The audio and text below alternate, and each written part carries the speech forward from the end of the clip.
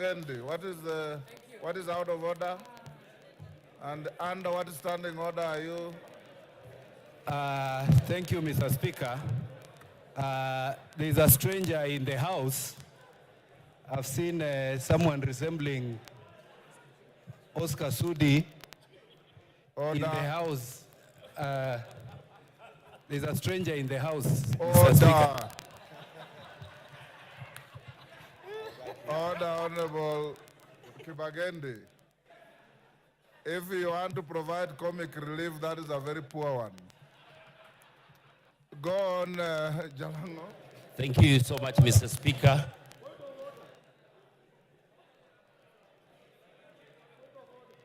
Give order, Wanjala. What is out of order? Give Wanjala the mic. What standing order are you standing on? What order? What is standing 91. order? 91, Mr. Speaker. Pardon? 91. Order. Order. 91. Take your seat.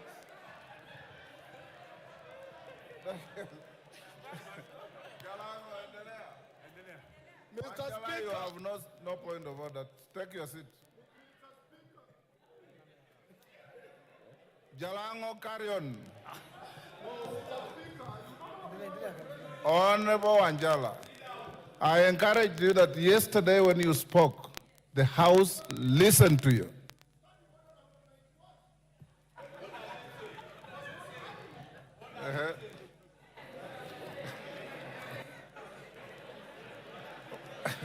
What is it about?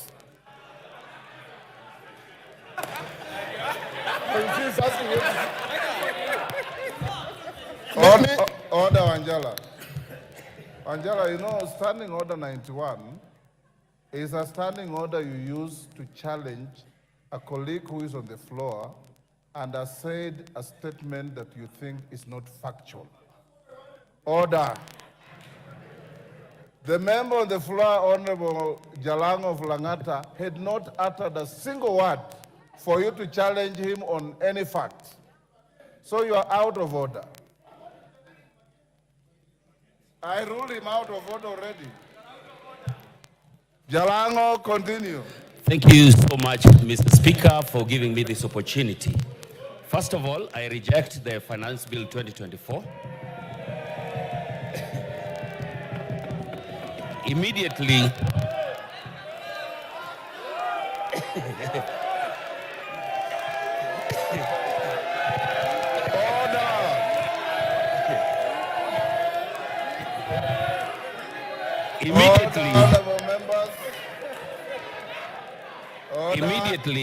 immediately touched around everything that touches a common person. That was the M-Pesa, the cars, the pads. And I looked back and saw the whole generation in Langata out here having their voices so loud. Even after the amendments, I had to make the choice that I've made today. Now, out here is the Gen Z generation, whom I talk to every day. I interact with them on Twitter, TikTok, and everywhere. When most of you will have gone back to the villages, we will be with them here in Nairobi. The question will still be there. And most of you know, I'm the friend to the president. And I spoke to him, and he knows very well that this is my stand. Thank you so much, Mr. Speaker.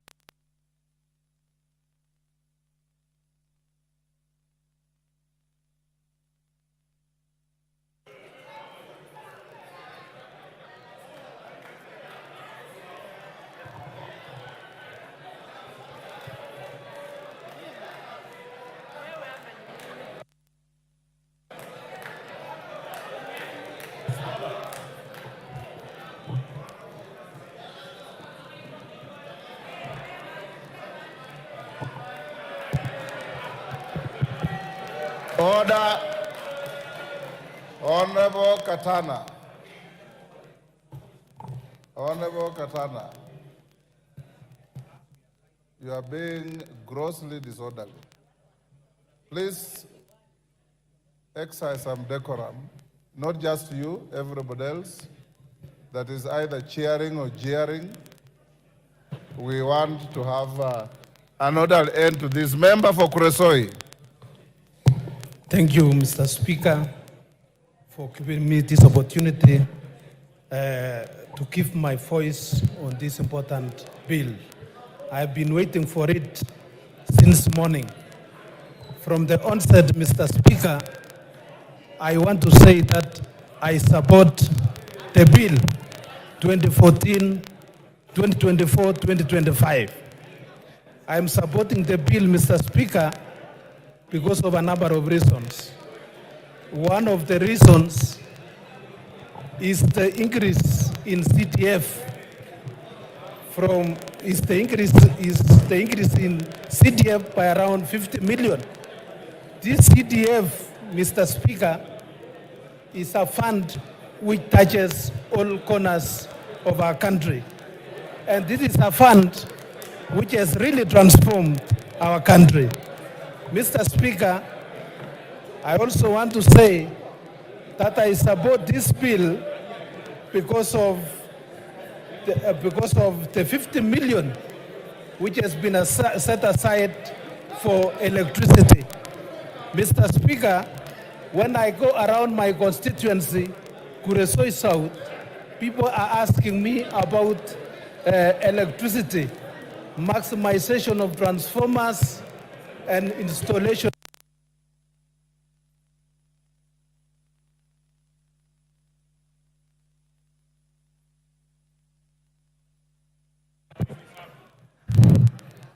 Ruth Odinga.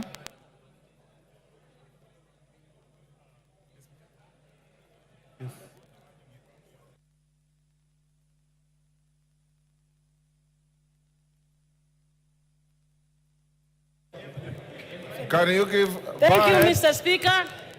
I stand up here to reject the bill, the Finance Bill 2024. And mine is very simple. This finance bill is actually an IMF-driven finance bill. One of the tenets of the IMF is to see countries that they come into to stop subsidies, also to promote privatization, but the worst is for these countries to have oppression. That is the oppression of the people. And what you're seeing out here right now on the Gen Z is not only because of the fact that there's the state oppressing them, but IMF is playing a very big role in that is happening. And my good people, let me tell you, Gen Z is out, and I'm very happy. The only thing that I really agree with this finance bill is for the Gen Z to say that Baba should be left out of this mandamano. Thank you. Ruku. Thank you, Mr. Speaker. Thank you, Mr. Speaker. The people of Beira North, Mr. Speaker, 684 villages, they don't have a power connection. 684 villages, if you multiply that by 100 households per village, you realize it's quite a number of thousands of households in my constituency which don't have power.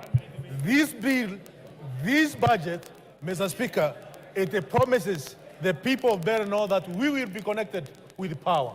We have young people who have been employed as interns. This bill, this budget, it confirms the teachers, the young JSS teachers who have been employed as interns. And also, it promises further 20,000 young teachers also to be employed as interns, Mr. Speaker. Some of them will be coming from Beira North, where the people who sent me here, Mr. Speaker. And it's for this reason, Mr. Speaker, that I support this finance bill, Mr. Speaker, among other many reasons, such as ensuring... Time up. Esther Passaris.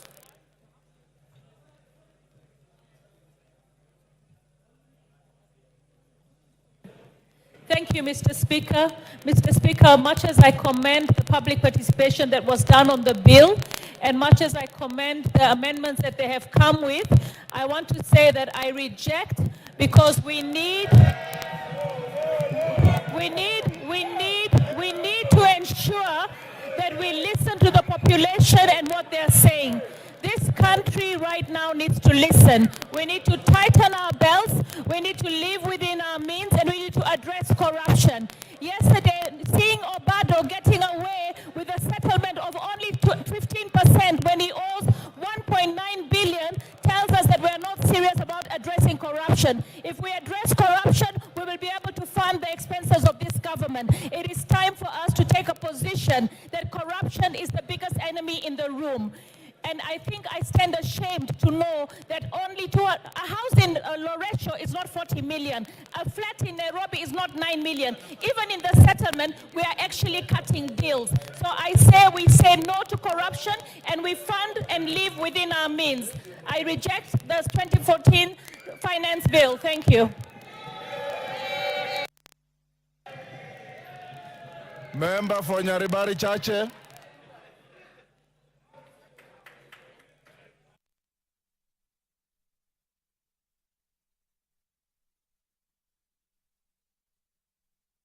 Mike. Thank you, Honorable Speaker. Honorable Speaker, a time has come as a godly nation to make decisions that will impact positively on the lives of the 55 million plus Kenyans. Today, Honorable Speaker, I stand here to vote and support the Finance Bill 2024 so that the people of Nyaribari Chache and the people of Kenya can get infrastructural projects, electricity, water, and much more. Honorable Speaker, I want to urge the Generation Z to relax, as Kenya Kwanza government means well, and they will be the greatest beneficiaries of the proposed amendments. Honorable Speaker, the Generation Z are young Democrats trying to exercise their constitutional rights to picket and assemble. I am urging the Inspector General of Police, Honorable Speaker, to treat them humanly and provide them with maximum security. Honorable Speaker, the Finance Bill 2024 proposes an export and investment promotion levy with the goal of encouraging consumers to purchase locally produced alternatives, thereby supporting domestic manufacturers. Caleb Luyali.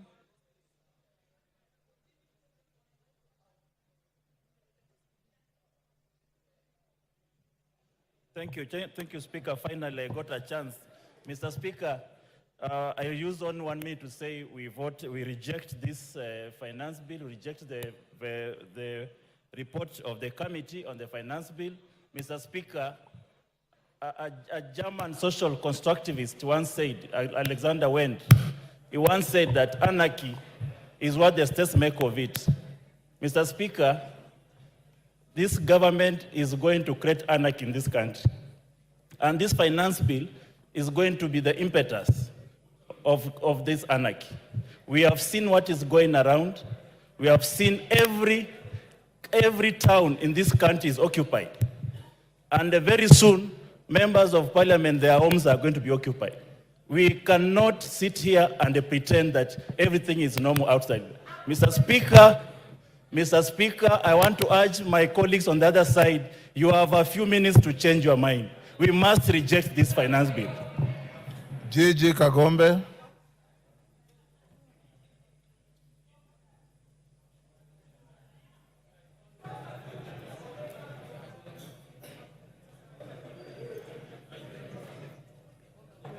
Give him the mic.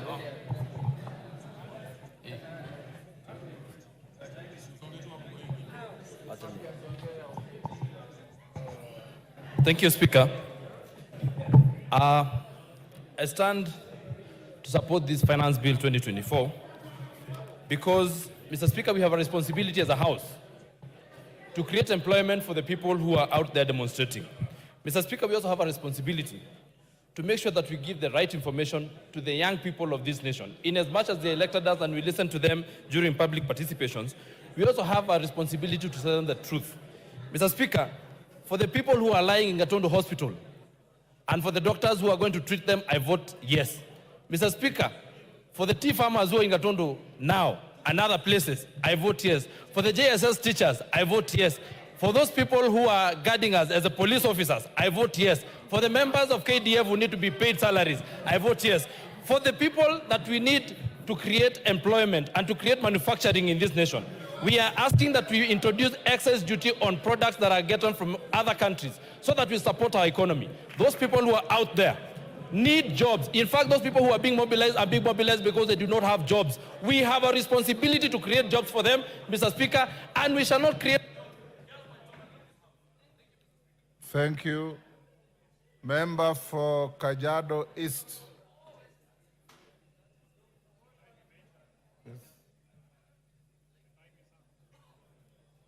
My. Give him the mic.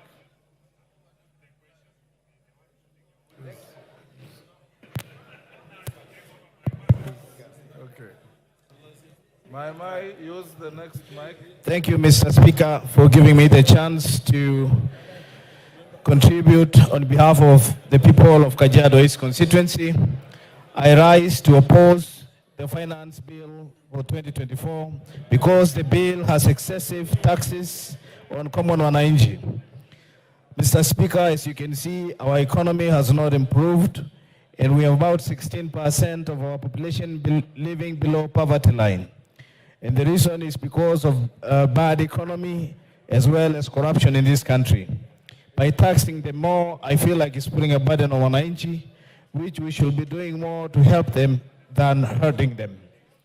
Mr. Speaker, when you also look at the fuel levy of 9 shillings, that is another burden to wananchi. I can imagine my people commuting between Kitengela and Nairobi and back and forth, paying more for transport because of the increase of the fuel levy. So, Mr. Speaker, I stand to oppose the bill because it is not friendly to common wananchi. Thank you, Mr. Speaker. Moses Kirima.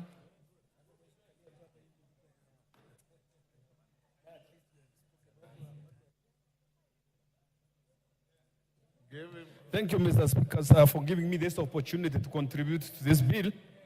Mine is that by the time when this bill came originally, it was too bad and it was punitive to the people.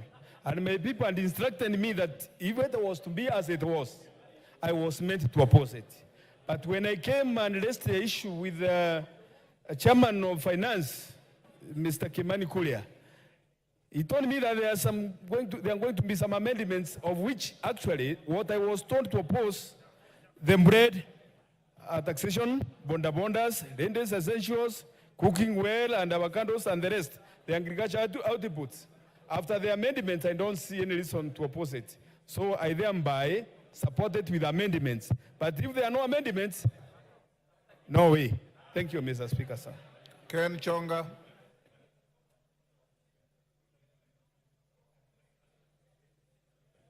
Thank you, Speaker. From the outset, Mr. Speaker, I stand to oppose this bill. Mr. Speaker, by the mere fact that the drafters of this bill were thinking of taxing bread, milk, rubber, it means that they've never had a good intention for the Kenyans. This bill is obnoxious, is diabolical, this bill is pungent and shocking to the lives of Kenyans. Mr. Speaker, I was surprised yesterday, the majority leader here said that life has gone down, that the packet of maize flour right now is trading at 100 shillings. In which supermarket can we go and find the one packet? Not unless he has a supermarket that he can direct Kenyans to buy from. Finally, Mr. Speaker, by mere fact of adding 9 shillings to petroleum products, it is implying, therefore, the entire economy is falling down.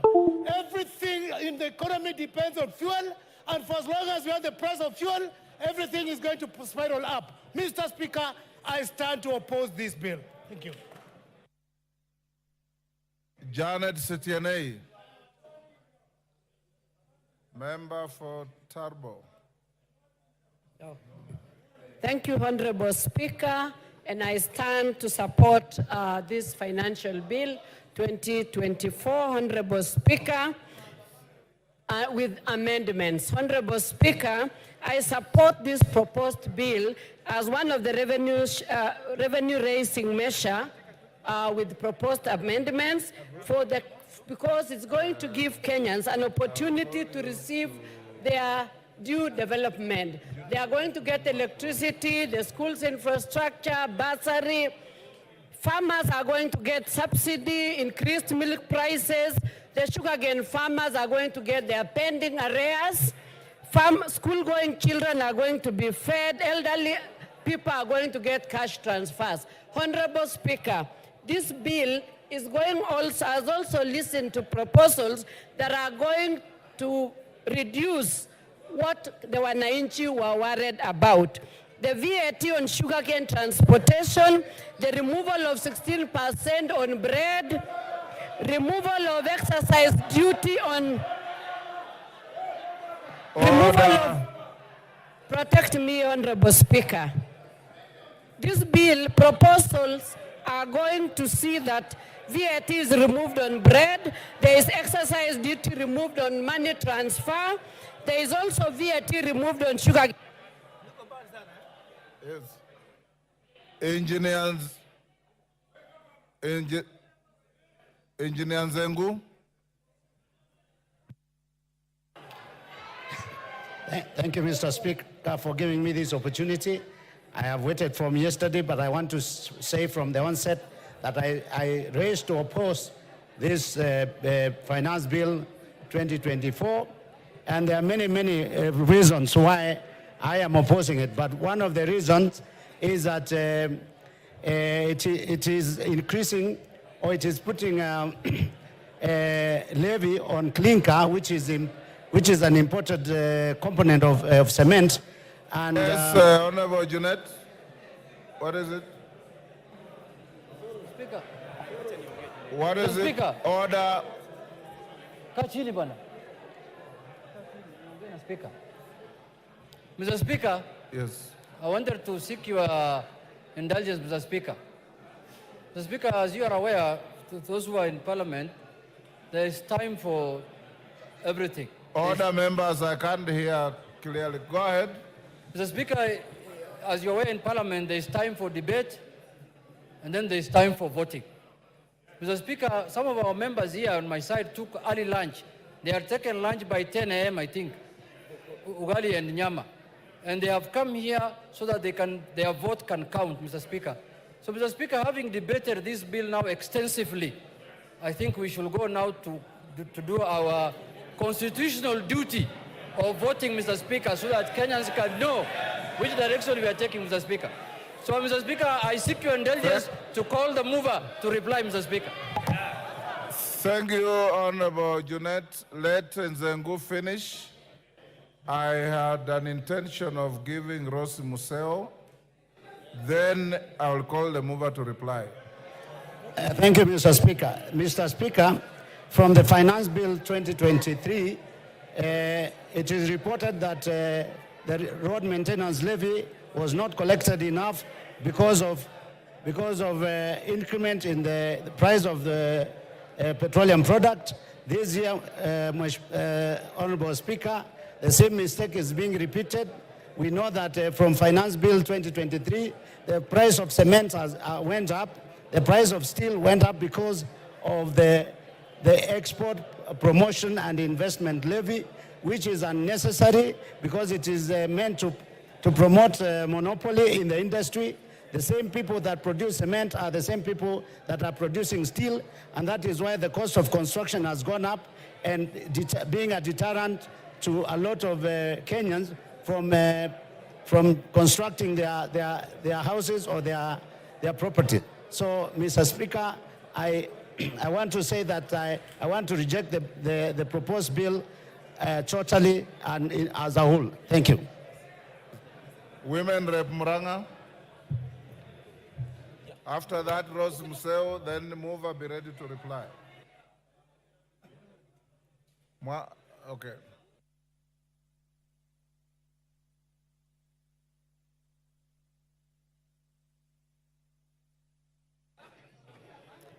Thank you, Mr. Speaker, for giving me this opportunity. I rise to support the bill, and I will vote yes for the bill. Voting for this bill, we are voting for real issues, Mr. Speaker, not for the negative things that have been said in the media to whip emotions. Mr. Speaker, voting for this bill is voting for 6.8 billion for coffee cherry fund. Mr. Speaker, voting for this bill is voting for 46,000 JSS teachers to be, who are internship, to be put in the payroll, to be employed. Mr. Speaker, we are here to tell our brothers from the opposition that we don't need to whip emotions, and we know who are the sponsors of the ongoing mandamano, and we revisit after the bill. Thank you, Mr. Speaker.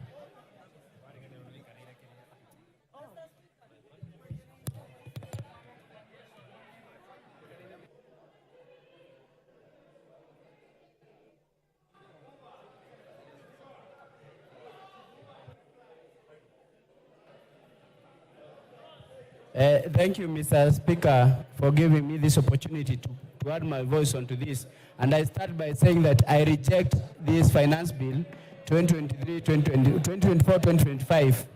And Mr. Speaker, you can see from what is happening in the streets of my constituency, the picketing and the protesting the people are doing on my constituency, because this bill is not undergo due public participation. And that is why I'm saying if they listen to the people in the first place, they should listen again and they take the bill back to the people.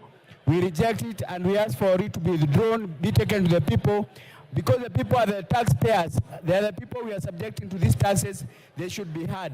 And then, Mr. Speaker, I would like to ask the government side not to pretend that they are doing Kenyans favors by introducing these amendments. Actually, these amendments were not there in the Finance Bill 2023. It is not a favor you are doing the people of Kenya, and we are asking the people in the government to listen to the common mwananchi. I've done so, and that's why I reject this bill. I've also listened to my side of the divide of the government, which is the Azimio coalition, with the most professors who can never be wrong on this finance bill. And that is why I reject this finance bill. Thank you, Mr. Speaker. Asante. Asante Bwana Spika kwa nafasi hiyo umenipatia. Mimi natoa sauti yangu kupinga mswada huo wa fedha wa mwaka 2024 na 25. Kwa sababu watu wa Makueni wameniambia kabisa mswada huo hawezi kukubali jinsi ulivyo, na nasema hivyo kwamba Wakenya wametoka katika janga la corona ambalo limeweza kufanya wengi waliishiwa na biashara zao, wengine hawako kazini, na maisha ya Wakenya yamekuwa katika hali ya juu sana, na serikali haijafanya mikakati maalum ya kuweza kuboresha maisha ya wananchi wa Kenya. Tungekuwa katika nyumba hii tukiongea jinsi ambavyo tunaweza kuwasaidia Wakenya waboreshe maisha yao. Nasema hivi ya kwamba kupata pesa ambazo ni za kuweza kusaidia serikali kuendelesha mambo yao, kuna njia nyingi. Kizungu kingi ambacho kimezungumzwa na mwenyekiti wa bajeti, naomba watumie, kwa maana watumie mbinu hizo, wakae chini kama kamati na kuangalia ni jinsi gani wanaweza kuleta fedha bila kumuumiza mwananchi wa kawaida. Tukiangalia mambo ya soda ambayo yamezungumziwa sana, niseme ya kwamba naomba kabisa jinsi nchi zingine zinapeana soda bure,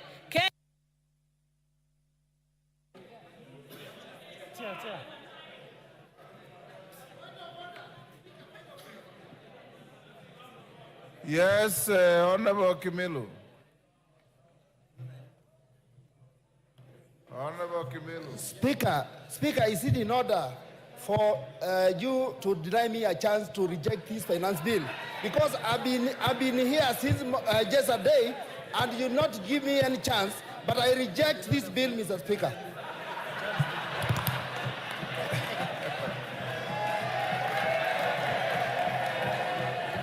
Thank you.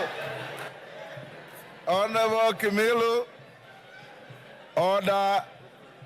You have rigged yourself to the Hansard.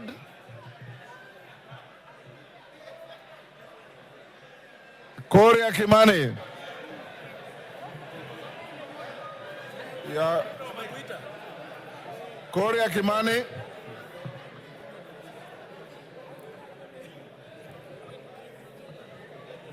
Thank you very much, Honorable Speaker.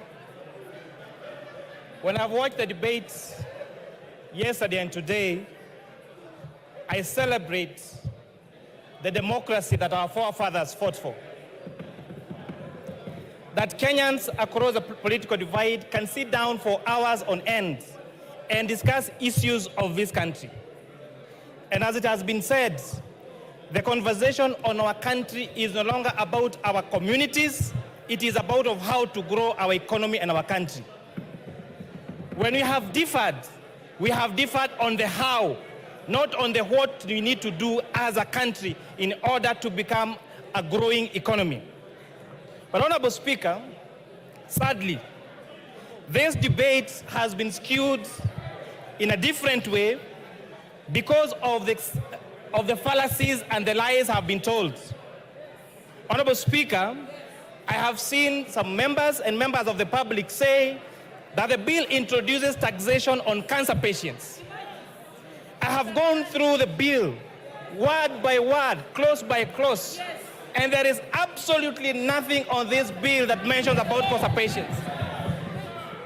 These falsehoods to emotionalize our members of the public is immoral, is wrong, and it is very distasteful. We have seen a lot of contestation, especially by our young people, that there is introduced taxation on digital content creation. Honorable Speaker, this is far from truth. In fact, the bill proposes to exclude content creation that does not lead to money generation. The rejection of this bill will make our content creators worse off than they are in the current provisions of the law. The current provision of the Finance Act talks about content creation even when it is not monetized. The bill proposes to delete content creation that is not monetized, and that is a fact of the matter. So for our content creators, rejection of this bill means that you'll be worse off than we were last year or that we were in the moment. I've watched the debate on sanitary towels and diapers. Honorable Speaker, I grew up during napkin times when children used to be napped with napkins. And I've seen how diapers has revolutionized and modernized our women. A few years ago, Honorable Speaker, the quality of a good mother and a good wife was known by how well she washed the napkins for her children. They used to soak them at night with jik, with hot water, and tie their hands to wash them white. And when neighbors would pass, they would watch how white they are, and the quality of that wife and mother was based on how white those napkins are. Therefore, where we are in diapers, we have greatly revolutionized and given dignity to our wives and to our mothers. What this bill proposes is to give them more dignity by making them use diapers and sanitary towels that they can be good quality, that are affordable, and we can sustain their safety. That is why we are saying that let us use our own locally manufactured products. Honorable Speaker, how much do we hate ourselves as Kenyans that we demonize our capacity to manufacture here locally? How much do we hate our young people that would rather export these jobs to India and China and not have them here in Kenya, Honorable Speaker? We have seen the government allocate resources to ensure we have free sanitary towels for our school-going children. How much do we hate us that do we hate ourselves that we want this money to go to India and China and not to our locally manufactured, and not to our local manufacturers here in Kenya, Honorable Speaker? These arguments came last year. And Honorable Speaker, this House made two, just to emphasize, two difficult decisions. One of them was imposing import duty and excise duty on imported furniture. As we speak, Honorable Speaker, that tax and policy measure has seen the furniture being used in this country, being locally manufactured and creating jobs for young people. If you go to the big furniture shops, like tiles and carpets and the others, they have all started local assembly and local manufacture of furniture. And therefore, the furniture that we are using, courtesy of the Finance Act of 2023, is what is made here locally, Honorable Speaker. Last year, we zero-rated local assembly of mobile phones. As a result, we are producing 400,000 phones every day for the external market. Therefore, Honorable Speaker, it means and demonstrates that giving tax incentives to manufacturers leads to the growth of local manufacturing and continues with the mantle of Buy Kenya, Build Kenya. Honorable Speaker, this bill proposes to exempt pensions payment, to increase pension payments to be tax exempt for salaried people from 20,000 to 30,000. Rejection of this bill, Honorable Speaker, would mean that these pension contributions to take care of us when we get old is going to be tax exempt, and therefore Kenyans will be worse off if this bill is rejected, if the amendments as proposed in the bill. On pay as you earn, Honorable Speaker, all statutory deductions, which are housing levy, SHIF, and NSSF, have been proposed in the report of this committee to be tax allowable for pay as you earn. Rejection of this bill as amended by this committee would mean that our salaried Kenyans would have less disposable income to take home if this bill as amended is going to be rejected. Honorable Speaker, on the ease of doing business, if you have sales that are that are above 5 million shillings, you are subject to VAT registration. This bill and the report of this committee recommends increasing this from 5 million to 8 million shillings. Therefore, rejection of this bill will, as amended by the committee, will make it more difficult for our businesses. Honorable Speaker, you heard the complaints on eating systems last year for our avocado farmers and for the young traders. This bill, as proposed with the proposed amendment by the committee, is exempting subsistence farmers and SMEs with a turnover of less than 1 million shillings from... Yes, order. Jared Okello, what is the point of order? And under what standing order are you raising? Give him the mic. I thank you very much, Honorable Speaker. I rise on a point of order number 91. Honorable Speaker, there is a pattern that is developing into this House that each time we come up with objectivity on a matter such as this, we are being told that CDF will be reduced, there will be no Kera roads. This kind of blackmail must stop, Honorable Speaker.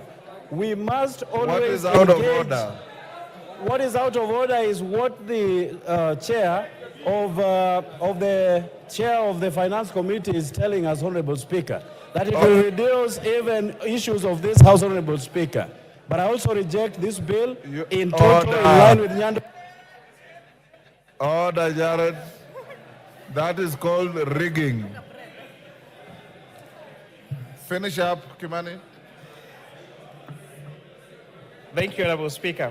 So saying that, Honorable Speaker, this bill, the challenges that have had on ITIMs and the complaints by our farmers and our SMEs has made this committee recommend the removal of the requirement of registration for ITIMs for farmers and has advocated for what we call reverse invoicing and the reduction of this of the threshold for registration to those with a turnover of 1 million shillings. Honorable Speaker, this is going to lead to a more ease of doing business, Honorable Speaker.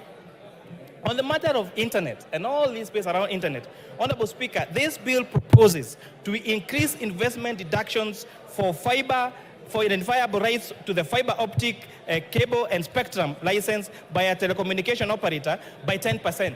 This is going to enhance availability and the rollout of fiber optic and internet connectivity to the whole country, Honorable Speaker. Lastly, I know the generation behind us is used their quickest mode of communication is platforms like TikTok and Instagram. Honorable Speaker, if you check that platform, the reels are very short, and therefore the way of communication is sensationalized. I'm really urging our young generation, the people that are calling me on my phone, I took my lunch break yesterday and my lunch break today to return all the calls I got to my phone. And I was asking them, you are telling me to reject. Tell me what you want to reject in this bill. Then they say, we have a katatu. I am asking them, what clause is adding additional taxes and difficulty of doing business? They say, we have a katatu, because they have not taken time to understand this. And with that, Honorable Speaker, I beg to reply. Order, honorable members. Members on their feet, take your seats. He has concluded, Babu Wino. Order. Order, members, take your seats. Member for Bumula, take your seat. Member, take your seats. Member for Kuresoi. Honorable members, Nyamita, take your seat.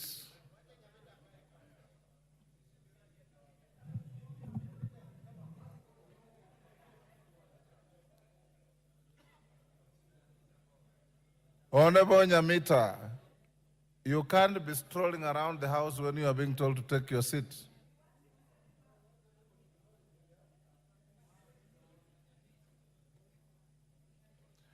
Honorable members, we have come to the end of debate on this bill, the Finance Bill, National Assembly, Bill number 30 of 2024. Before I put the question, I want to direct the House as follows. My question will not attract a voice vote. We will go straight into division. I had directed the House yesterday, and I repeated this morning, that in the interest of proper time management, the voting will be electronic. Order. Order. Order. Order. Honorable Kajwang. Honorable Kajwang, you are my junior but a senior lawyer, and I expect a lot more from you. Honorable members, the Speaker can read the mood in the House. I don't want to give anybody an excuse to go and play to the gallery. Whether you vote electronically or you vote manually, the result is the same. Order. Order. Order. I have consulted with your leaders. Order. I've consulted with your leaders, and they do not have a hard feeling either way. Order. Order. Order. Order. Consequently, I'll put the question. I'll direct thereafter the division bell to be rung for 5 minutes. The whips, if your members are still loitering out there, you have 5 minutes to get them into the House. Within the 5 minutes, the whips on either side, bring your two tellers, and we will then close the bar and go into manual voting.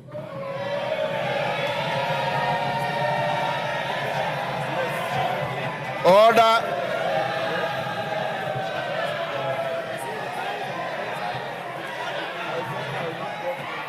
Order.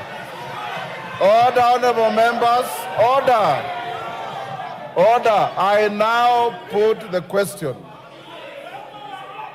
I'll now put the question, which is that the finance bill, National Assembly Bill number 30 of 2024, be now read a second time.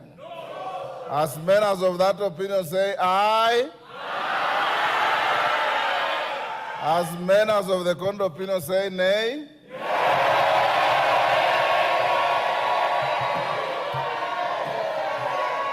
Order.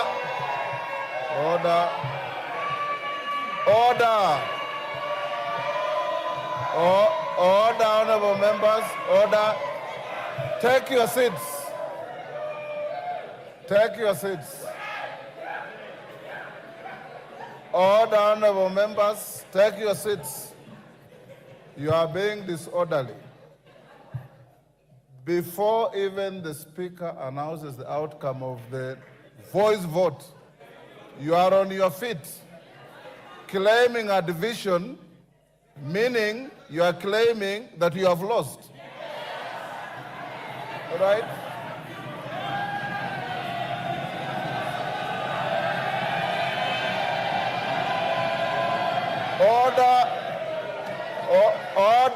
Order, Millie Odhiambo. In my many years in this house, I've never heard of the winner claiming a division.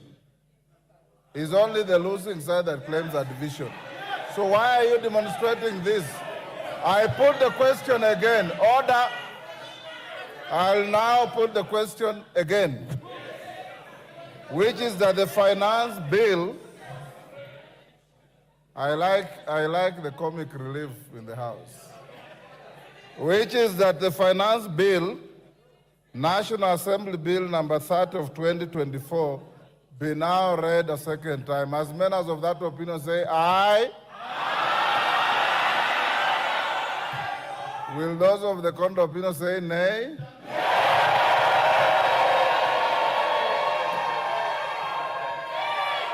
The ayes have it.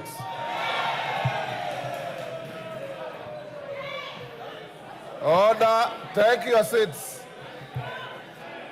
Take your seats. Take your seats. Order, honorable members.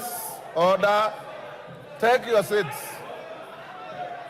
Order, take your seats. Order, Mwango, take your seat. Honorable Mwango. The claim for a division is overwhelming. We don't need to count. I now direct that the division bell be rung for 5 minutes. Junet and Osoro provide 2 tellers each, and after 5 minutes, we'll cross the bar and go to a roll call vote.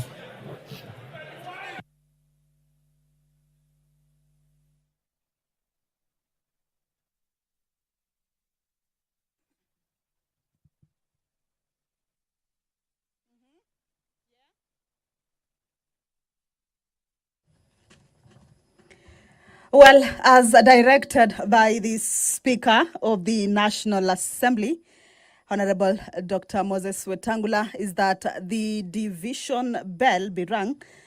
This is for 10 minutes. And of course, this is the part where the members of the National Assembly will be taking a vote on whether the bill, that is the Finance Bill 2024, whether it be read a second time. And it has been indicated by the Speaker that the vote will be a roll call vote. What we have just witnessed is that the members have taken a vote. That is when the Speaker indicated that those who are of that opinion that the bill be read a second time say yes, and those who are not of that opinion say no. And it was realized that the ayes had it, but of course there was a claim for division, and that is what has necessitated this particular division. By roll call means that the members will be called by name to give their opinion on the position on whether that particular bill be read a second time. Remember, this is the point that usually comes after the bill, after debate on that bill has taken place extensively and also exhaustively on the floor of the House. The finance bill debate has been on for close to 2 days, as it started on Wednesday, that is yesterday in the morning, throughout the day, and this morning, before that debate was concluded just a few minutes ago. And the next stage is for the bill to be read a second time for it to be able to proceed to the next stage. That is for consideration of the amendments at the committee of the whole House stage. Once that 5-minute division bell is over, as directed by the Speaker, the whips of the House, this means the whip from the majority side as well as the whip from the minority side, will be required to give out two tellers who will be standing on the dispatch area, where they will be able to guide or see the process of voting that will be taking place from either sides or from both sides. This is sort of to guard those votes that will be coming in from the members on the two sides. At this point, the whips also are needed to whip their members inside the chambers. Remember, at this point is where both sides need their members to be in the chambers. As you can see, the House is fully occupied, or we could say the members have come out in their numbers, of course, to give their position on this bill. There have been contentious clauses on the bill, and therefore Kenyans out there, of course, are looking at which way the members will be taking their way with regards to this particular bill. Once the 5 minutes division bell is over, the doors will be closed and the bars drawn. That would mean that the members who are not inside the chambers will have been locked out. And this is the point. This is sort of like an allowance time for the whip to be able to call their members who may be within the precincts of parliament but not inside the chambers to make their way inside that particular house so that they can fully participate in taking that vote.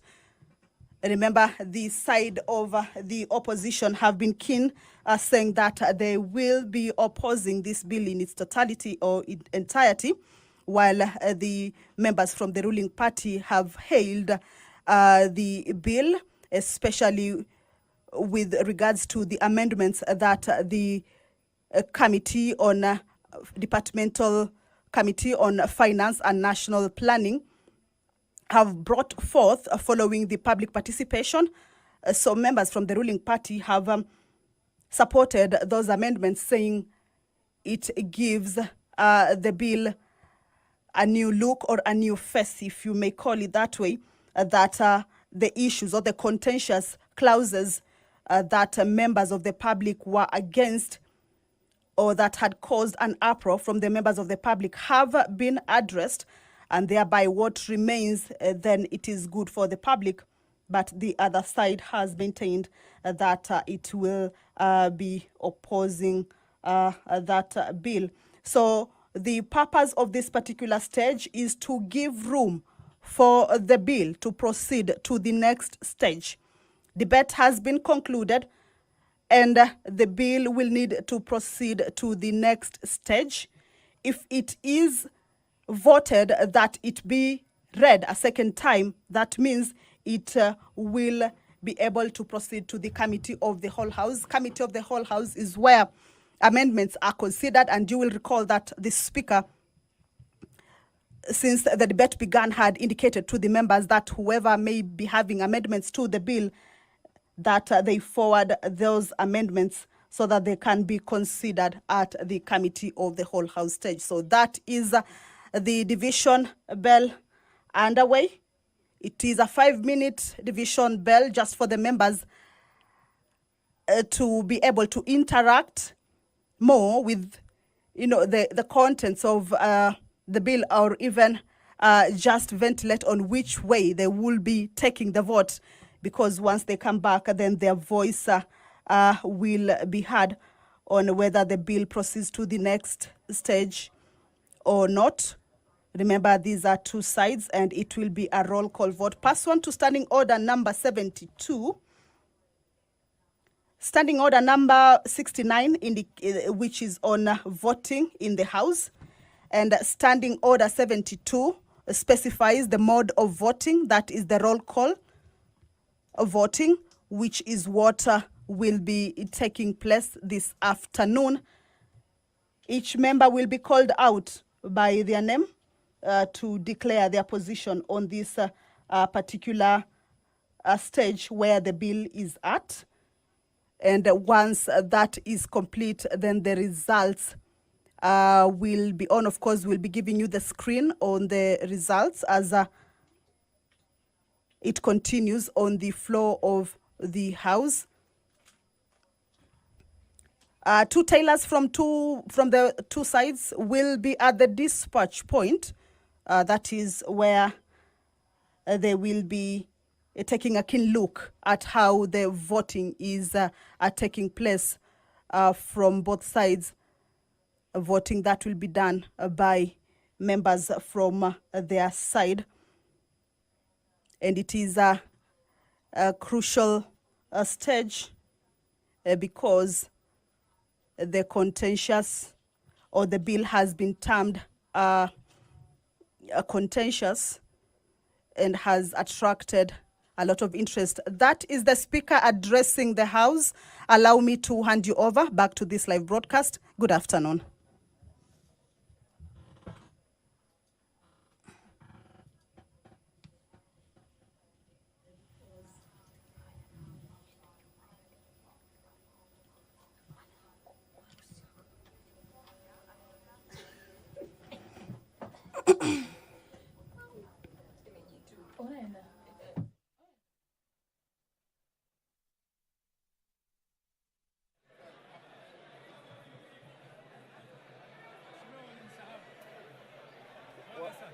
Wakubwa wenu walisema tufunge.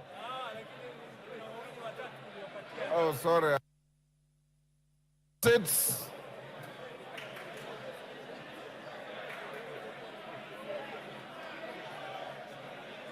Order. Honorable members, take your seats.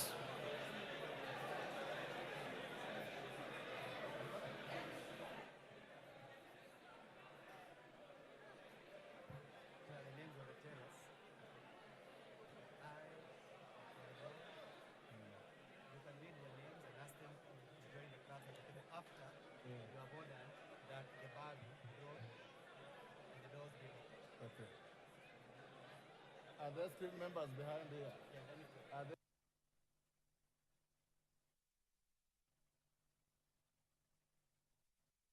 members? Order. Take your seats.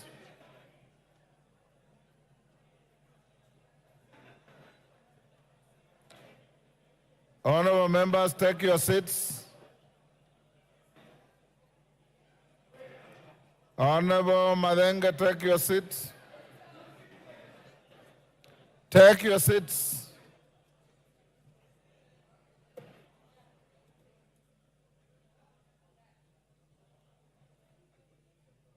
Honorable members,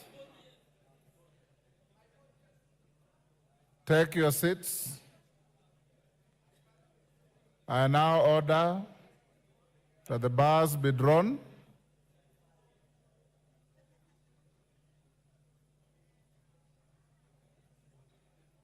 Doors be locked.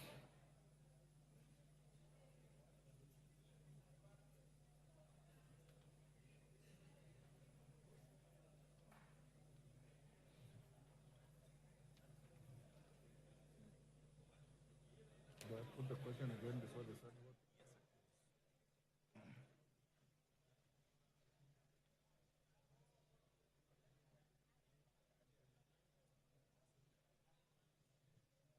Honorable members, take your seats. Honorable members,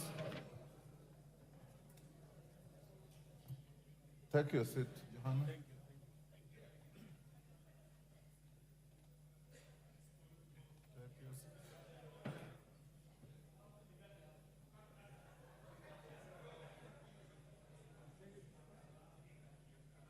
Lindikiri, take your seat.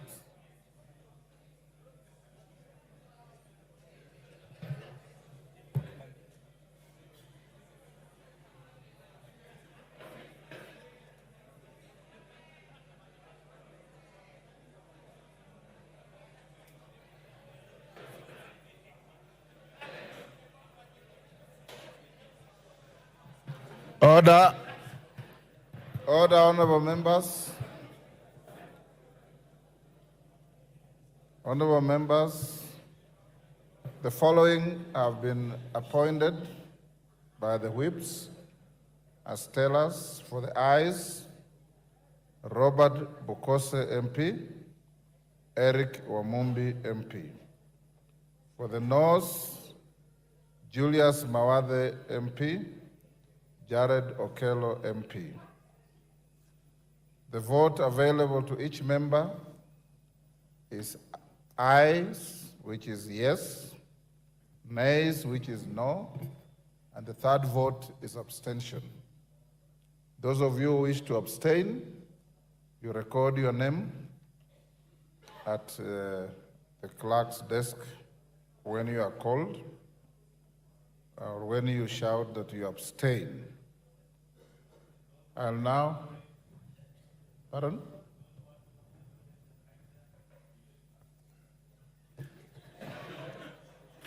Order, Didymus.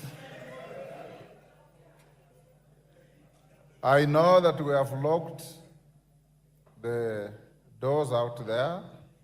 In case of extreme pressure for any member to go to the washrooms behind the speaker's chair are still available. But I'm not encouraging a queue towards those facilities, because under your standing orders, when a vote is being taken, no member is allowed to walk around. You remain in your seats.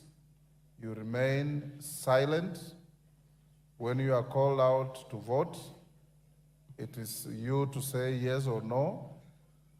Any member who interjects and becomes a nuisance, the speaker has the right to declare your vote invalid. Don't go that route. I now put the question once again, as is required by the standing orders, which is that the Finance Bill, National Assembly Bill number 30 of 2024, be now read a second time. Clerk, you can start with the roll call. And members, when you are called, if you maintain silence, you have your microphones, and some of you have got very loud voices because your vote is not necessarily going to the Hansa. You can shout from where you are, and there will be nobody required to assist anybody in shouting. Every individual is voting on their own. And I repeat, if you engage in the kind of conduct my brother from Budalangi normally does, your vote will be declared invalid. Order. Clerk, can we proceed? The tellers. Order, Honorable Angela. Take your seat, my brother. Ainab Koi, Chepkonga Kiprono Samuel.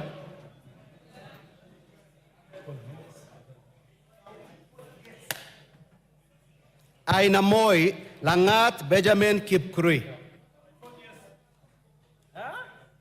Aldai Kitani Marian Jebet. Alego Usonga Atandi Samuel Onunga. Awendo Owino John Walter. Bahati Mrembo Irene Njoki. Bahati Mrembo Irene Njoki. Balambala Shurie Abdi Omar. Balambala Shurie Abdi Omar.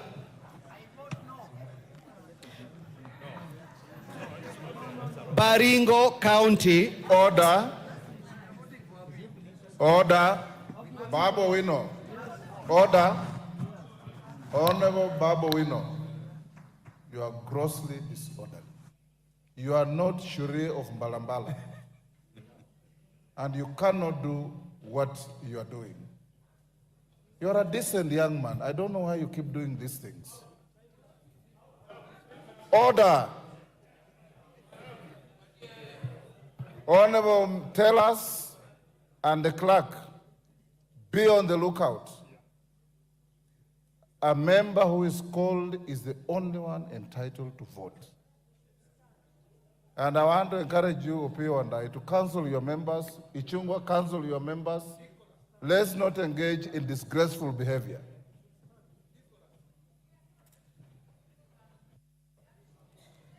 Baringo County. Balambala Shurie Abdi Omar. Baringo County, Sergon Florence Jematia. Baringo Central, Kandie Joshua Kipiegon. I vote yes. Baringo North, Kipkoros Joseph Maglap. Baringo South, Kamuren Charles. Belgut, Koech Nelson.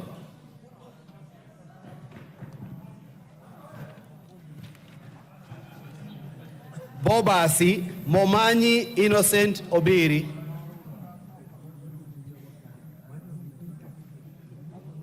Bamachoge Borabu, Barongo Nolfason Obadia.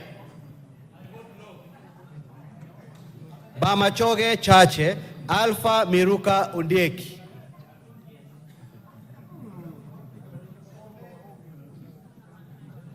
Bomet County, Bomet County, Lynette Chepkoril.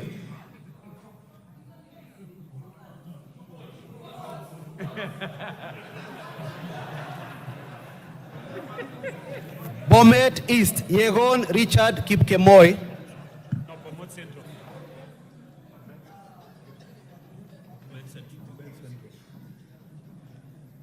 Bomet Central, Kilel Richard Cheruyot.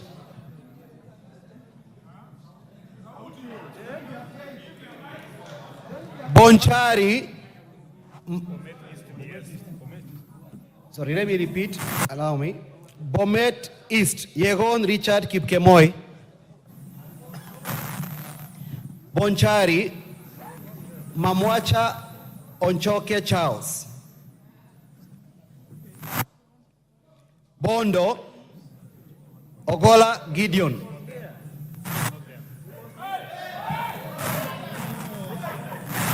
Bondo, Ogola Gideon Ochanda. Borabu. Order. Order, members. No cheering. There's no vote that attracts any cheering. Remain silent. Borabu Osero Patrick Kibagendi. Budalangi Wanjala Rafael Sauti Bita. Bumula Wamboka Nelson Jack. Bungoma County Wabilianga Catherine Nanjala. Bura Yakub Ado Kuno. Bura Yakub Ado Kuno. Bureti Komingoi Kibet Kirui. Busia County, Omanyo Catherine Nahambi. Butere Mwale Nicholas Tindi. Butula Oyula Joseph. Buuri Muruidhania Rindikiri Mugambi. Centro Imenti Kirima Moses Ngochine. Changamwe Shimbwa Omar Mwinyi. Shebalungu Koech Victor Kipngetich. Cherangani Barasa Patrick Simiu. Chesumei Diego Paul Kibichi. Chuka Iganga Ngombe Ntwega Patrick Munene. Dadab Farah Maalim. Dagoreti North Elachi Beatrice. Dagoreti South Waweru John Kiarie. I vote yes. Eldama Ravine Sirma. Order clerk. Order Honorable Junet. In the course of voting, the House does not entertain anything else. No points of order. No moving around. The tellers and the clerks are not complaining. They're okay. So, order, honorable members. Order. You have given these 4 honorable members a responsibility to guard, to oversee, to protect your vote. Trust them. Any member who has a stress in his voice or her voice that needs a mic, is a portable mic, but continue the way you are doing. Eldama Ravine Sirma Musa Cherutich. Eldas Kinan Adan Welie. Elgeo Marakwet Jepto Ngerechei Caroline. Embakasi Central Gadiro Majadong Benjamin. Embakasi Central Gadiro Majadong Benjamin.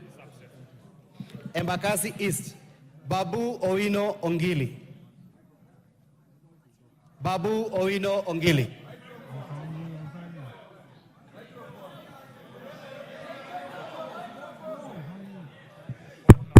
Embakasi North Gakuya James Mwangi. Embakasi North Gakuya James Mwangi.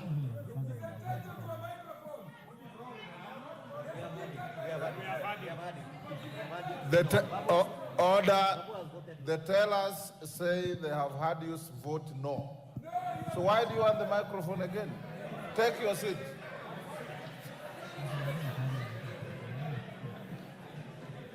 Embakasi North Gakuya James Mwangi. Embakasi South Mawade Julius Musili. On behalf of Embakasi South people, I vote no.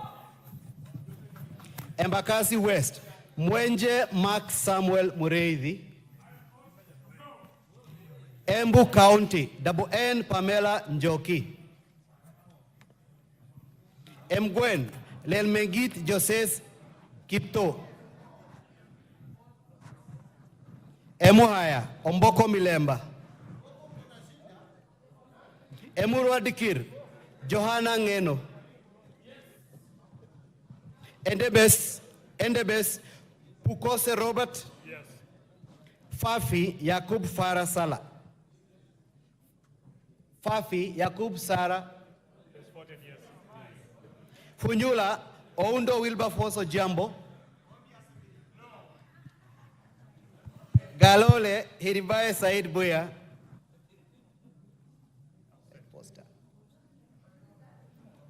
Ganze Tengule Charo Kenneth Kazungu.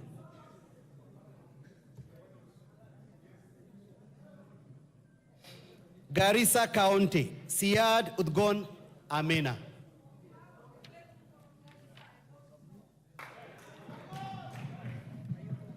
Garissa Township, Baro Deko Mohammed. Garsen, Guyo Ali Wario. Gatanga, Moreu Wakili Edward. Gatundu North, Kururia Njoroge. Gatundu North, Kururia Njoroge. Gatundu South, Kagombe Gabriel. Game, Elisha Odhiambo. Gichugu, Githinji Robert Gichimu. Gilgil, Mother Wangari. Githunguri, Wamuchomba Gadhoni. Hamisi, Gimose Charles Gumini.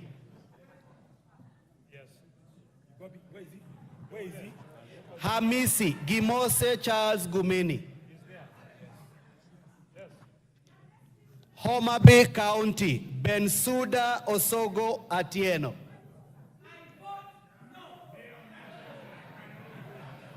Homa Bay Town, Kaluma George Peter Opondo. Igembe Central, Karithi Kiili Daniel. Igembe North, Julius Taitumu. Igembe South, John Paul Mwirigi. Ijara, Abdi Ali Abdi. Ikolomani, Shinali Bernard Masaka. Ikolomani, Shinali Bernard Masaka. Isiolo County, Mumina Golo. Isiolo County, Mumina Golo Bonaya. Isiolo North, Lomwa Joseph Samal. Isiolo South, Tubi Bidu Mohammed.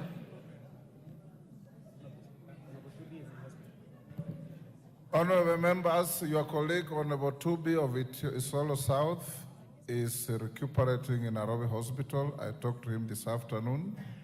Let's pray for him. There is no vote for him. Go. Jomvu, Badibadi Twalib. Juja, Koimbori George. Juja, Koimbori George.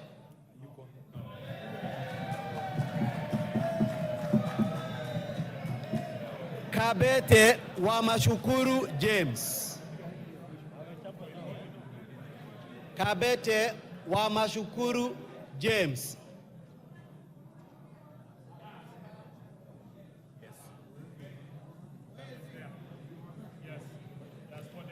Kabondo Kasipul, Eve Obara Akinyi. Kabuchai, Kalasinga, Wekesa Majimbo.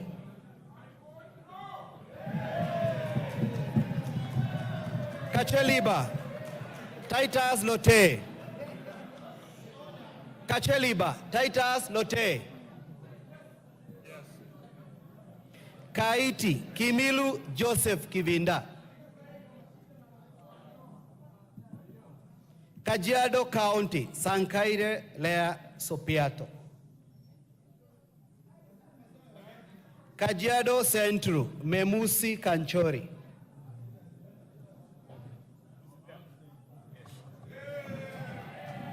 Kajiado East, Kakuta Maimai.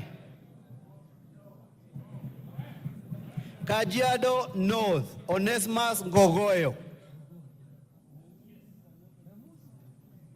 Kajiado South, Sakimba Parashina Samuel. Kajiado West, Sunkuya George.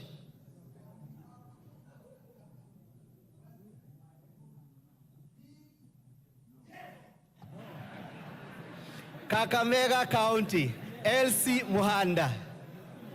Kakamega County, Elsie Muhanda. Kaloleni, Katana Paul Kahindi. Kamukonji, Hassan Abdi Yusuf.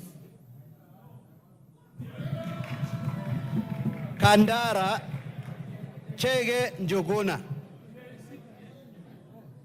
Kandui, Makali John. Kangema, Peter Irungu Kihongi. Kangundo, Fabian Chule Muli. Kapenguria, Moroto Samuel Chumel. Kapsaret, Oscar Sudi.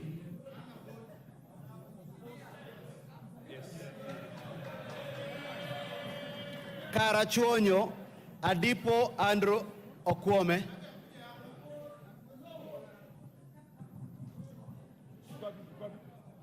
Kasarani, Karauri, Ronald Kamuiko. Kasipul, Were Charles Ongondo.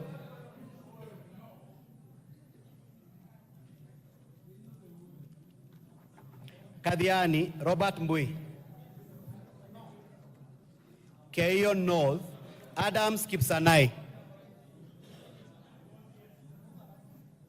Keio South, Gideon Kemayo.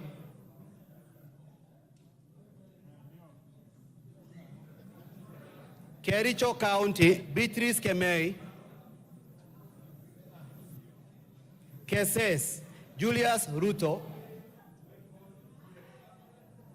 Huisero, Aseka Christopher. Kiamba, Kawanjiko John. Kiambu, Waidhaka John. Kiambu County, Wamuratha Ann Wanjiku. Kibra, Peter Orero. Kibwezi East, Jessica Mbalu. Kibwezi West, Mutuse Mwengi. Kieni, Wainaina Njoroge. Kigumo, Joseph Munyoro. Kiharu, Ndindi Nyoro. Kikuyu, Anthony Kimani Ichungwa. Kilgoris, Julius Sunkuli. Kilifi County, Gertrude Mbeyu.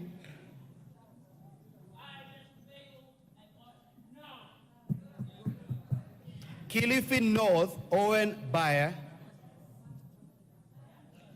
Kilifi South, Richard Ken Chonga. Kilome, Nzambia Kidwa. Kimilili, Didmas Barasa Wekesa. Kiminini, Kakai Bisau. Kinango, Gonzi Rai. Kinangop, Kwenya Dhuku. Kinangop, Kwenya Dhuku. Kipipiri, Wanjiku Muhea. Kipkelion East, Cherorot Joseph. Kipkelion West, Hillary Kiplangat, Kosgei. Kirinyaga County, Jane Maina. Kirinyaga County, Jane Maina Njeri. Kirinyaga Central, Joseph Gitari. Kisauni, Benzimba Rashid Juma. Kisii County, Donya Doris Aburi. Kisii County, Donya Doris Aburi. Kisumu County, Ruth Othiambo Busia Odinga. Kisumu Central, Oron Joshua Odongo. Kisumu East, Shakil Shabir. Shakil Shabir. Kisumu West, Rosa Buyu.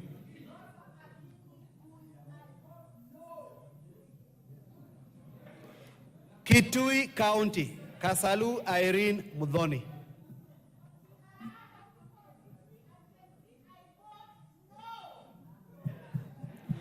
Kitui Central, Makali Benson Mulu.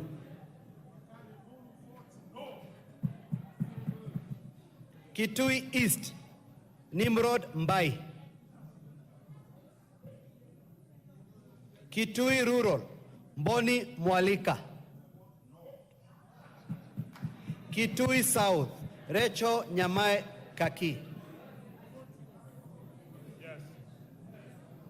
Kitui West, Edith Nyenze. Kitutu Chache North, Japheth Nyakundi Mokaya. Kitutu Chache South, Kibagendi Anthony. Kitutu Masaba, Gesairo Clive Ombane.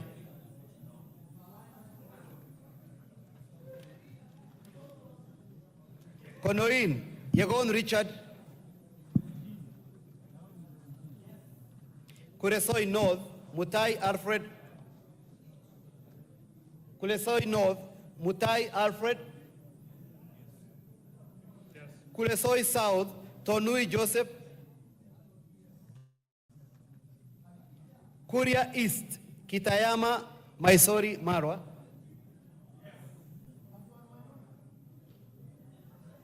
Kuria West, Mathias Robi.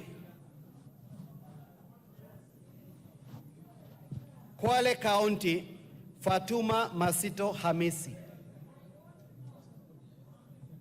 Kwanza, Fanidad Wanyonyi. Lafe, Abdurrahman Mohamed Abdi. Lafe, Abdurrahman Mohamed Abdi. Lagdera, Mohamed Hussein Abdikadir. Yes. Laikipia County, Jane Kagiri. Laikipia East, Kyunjuri Festus. Laikipia North, Sarah Korere.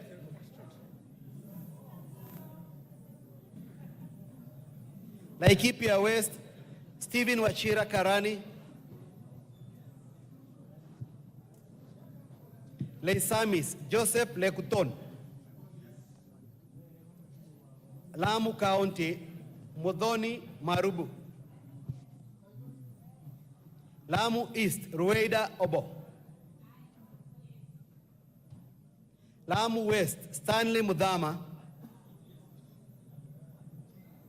Langata, Felix Adiwol Kothe. Lari, Kahangara Joseph. Likoni, Mishi Mboko. Likuyani, Innocent Mugabe. Limuru, John Chege Kiragu. Loima, Protas Akuja.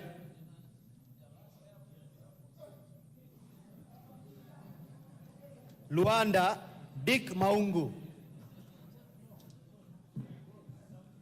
Lugari, Nabi Naboera Daraja. Lunga Lunga, Chiforomondo, Mangale Munga. Lurambi, Titus Hamala Mkhwana. Mara, Kareke Mbiuki. Machakos County, Joyce Kamene.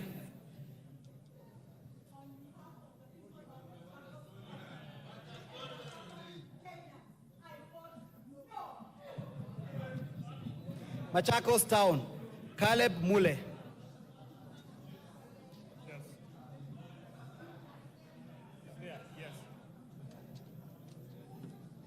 Makandara, George Aladwa. Makueni, Suzanne Dunge Kiamba. Makueni County, Rose Mumo Museo. Malava, Malulu Ichendi.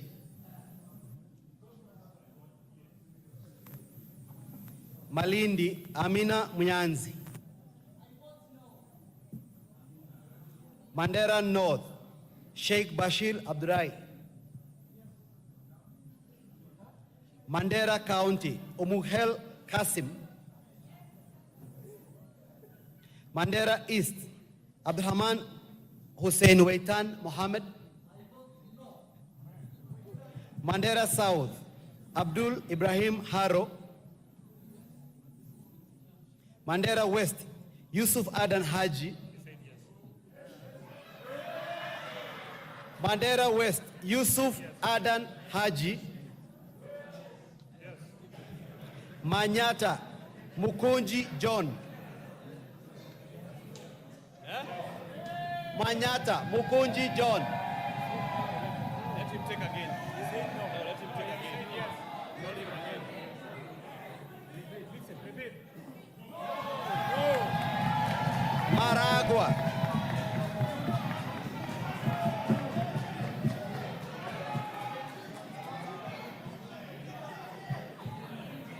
Maragua, Wamaua Njoroge.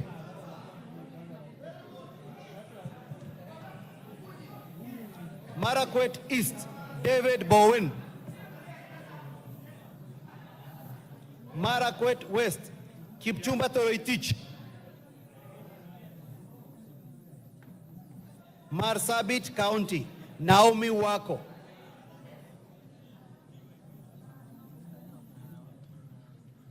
Masinga, Joshua Mwalio.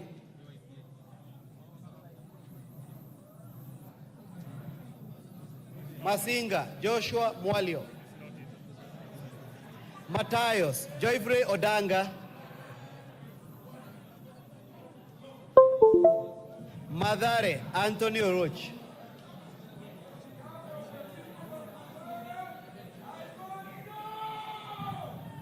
Madioya, Edwin Mugo Gichoki. Madira, Eric Mwangi Kahogu. I vote yes. Matuga, Kasim Sawa Tandaza. Yes. Matungu, Nabulido Peter Oscar. Yes. Matungulu, Stephen Mule. Mavoko, Patrick Kingola Macau. Mbere North, Geoffrey Kariuki Kiringa. Yes. Mbere South, Nabat Bernard Muriuki. Yes. Yes. Boni, Erastus Kibasu.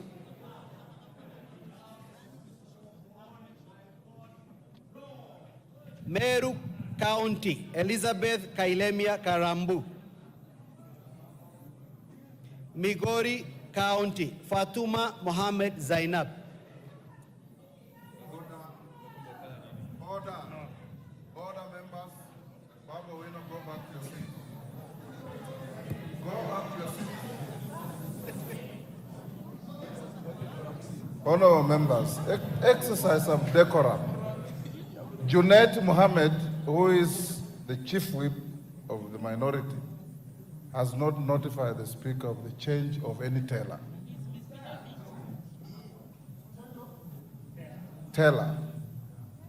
And you also go through elections. Once you appoint a counting agent, he remains a counting agent to the end.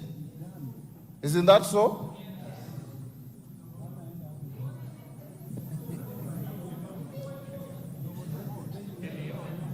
Mogotio, Kiborek Ruben, Moiben, Barto Phyllis, Molo, Kuria Francis Kimani,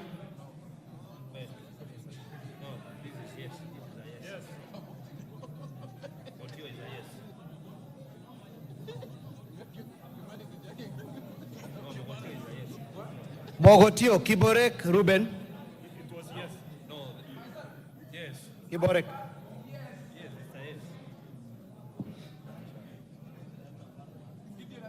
Mombasa County, Zamzam Mohammed,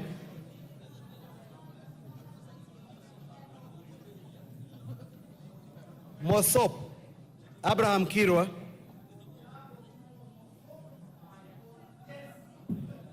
Moyale, Jaldesa Guyo, Msambweni, Salim Faisal, Mount Elgon Fred Kapondi,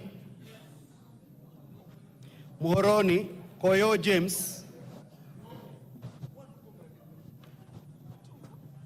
Mukurweini, Kaguchia John, Mumias East, Salasia Peter. That is a spoiled vote. Who else?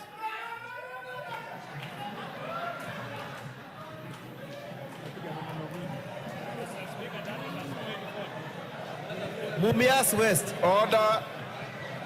Order. Order. Order, members. Order. Honorable Salasia, you are treated as if you have not voted. Can you vote? No theatrics.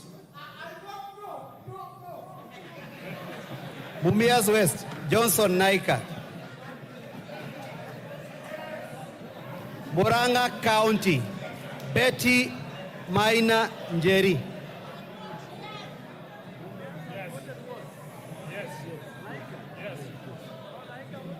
Mvita Machele Mohammed. Mwala Musioka Vincent Musau. Mwatate Peter Shake. Mwea Mary Maingi.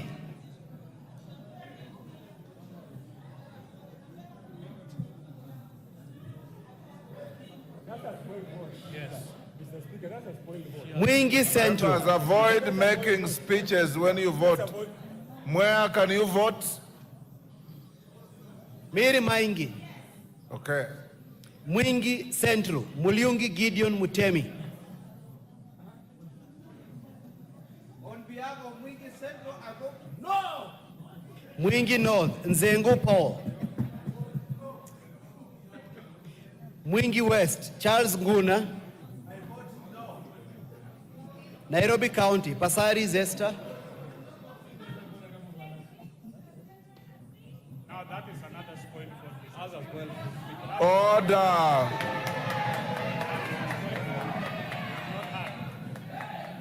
Naivasha, Jane Kera.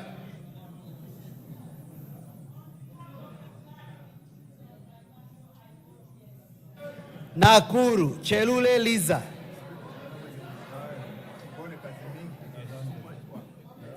Nakuru Town East, David Gikaria.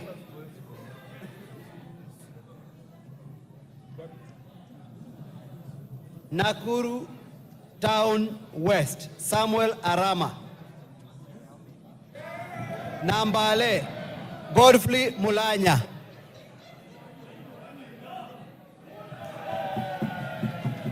Nandi County, Cynthia Muge. Nandi Hills, Bernard Kitur.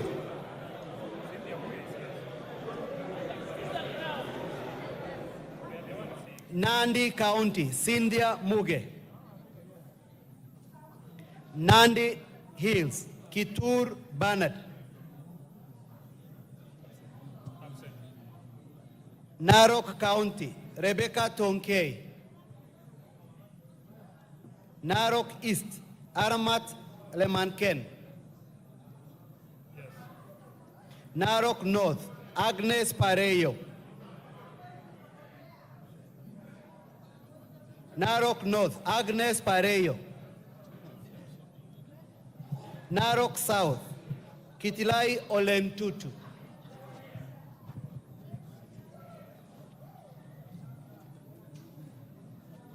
Narok West, Gabriel Tongoyo.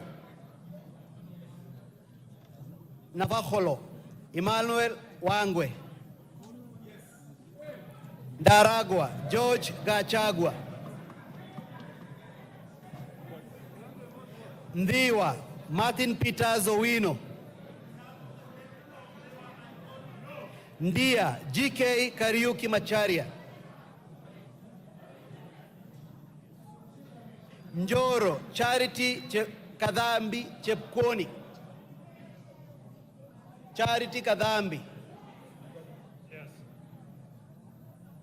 North Hor, Guyo Ade Wario.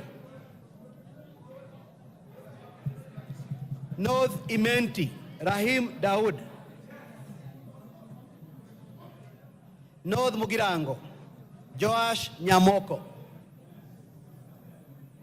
Nyakach, Aduma Joshua Owor.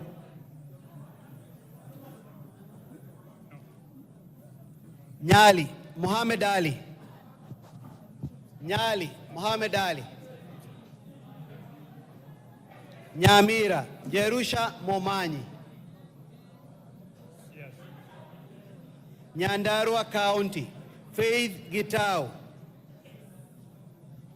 Nyando, Jared Okelo.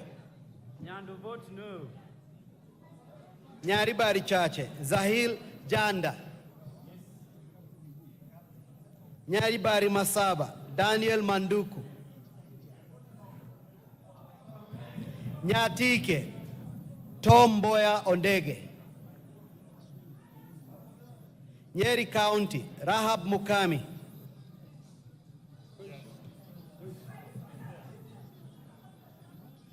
Nyeri Town, Duncan Madenge. Oljororok, Michael Muchira. Ol Kalau, Kiaraho David. Odaya, Michael Wainaina. Pokot South, Kosing David.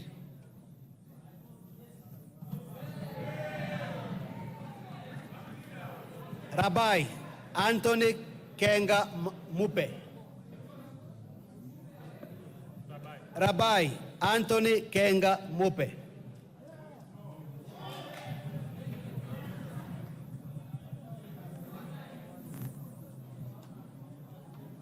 Rangwe, Gogo Lilian.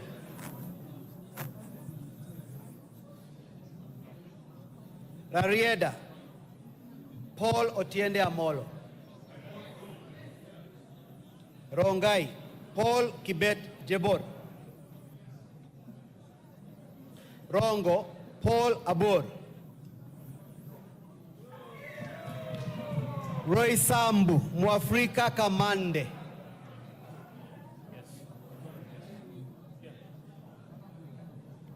Ruaraka, Tom Joseph Kajwang. Ruiru, Simon Kingara. Runyenjes, Karemba Eric Muchangi. Sabatia, Sloya Clement Logova. Sabatia, Sloya Clement Logova. Saboti, Caleb Amisi. Saku, Dido Raso. Samburu County, Pauline Lengurus. Samburu East, Lekumontare Jackson Letoijoni. Samburu North, Letepila Dominic.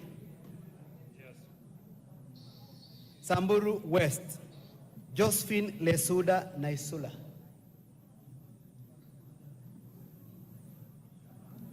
Josephine Naisula Lesuda.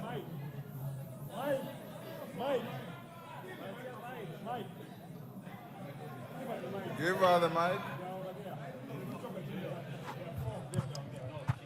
Yes? I vote no.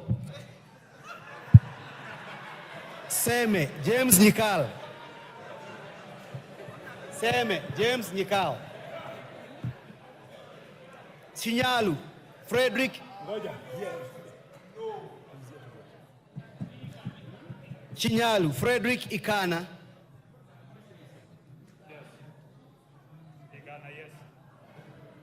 Seme Frederick, sorry. Chinyalu Frederick Ikana. Siaya County, Christine Ombaka. Sigor, Peter Rochakapong. Sigowet Soin, Justice Kemei. Sirisia, John Waluke. Sotik, Francis Sigay.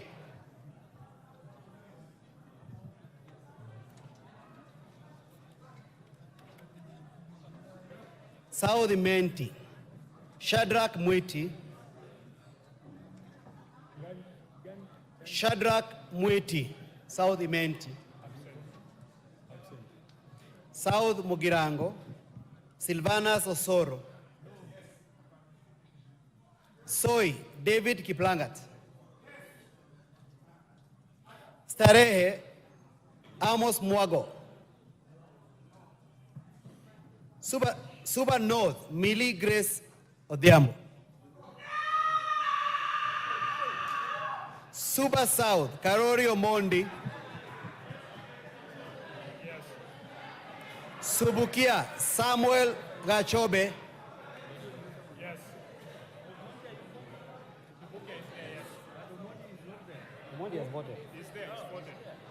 Suna East, Junet Mohammed. Suna West, Francis Masara.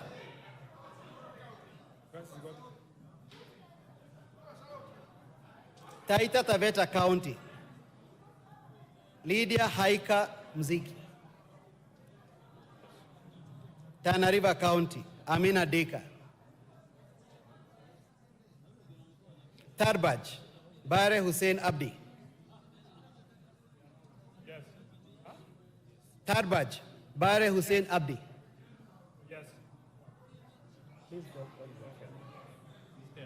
Taveta, John Okano Bwire. Teso North, Oku Kaunya.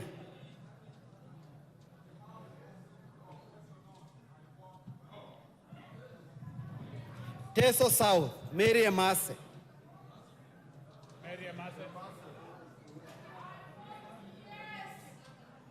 Teso South, sorry, Tetu, Joyfree Wandeto. Joyfree Wandeto.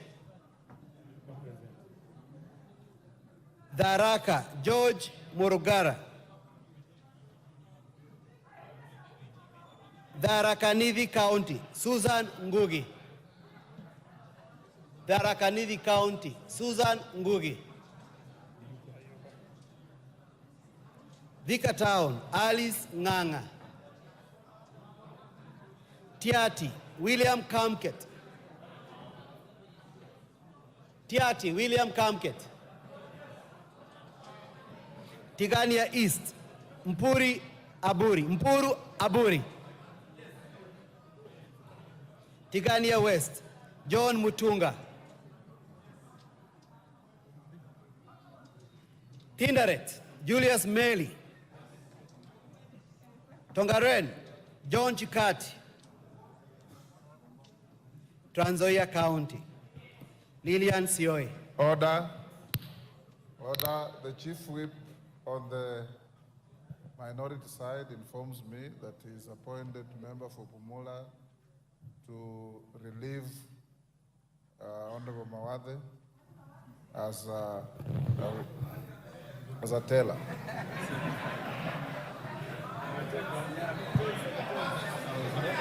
Trans Nzoia County, Lilian Sioi.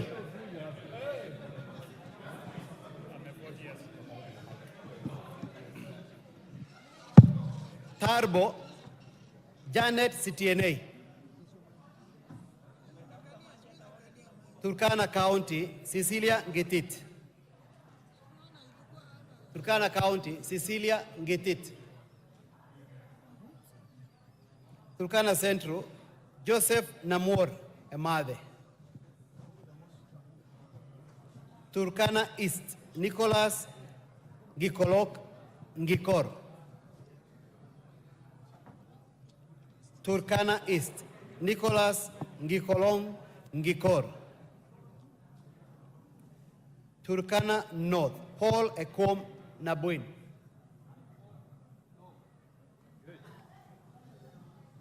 Turkana South, John Arico.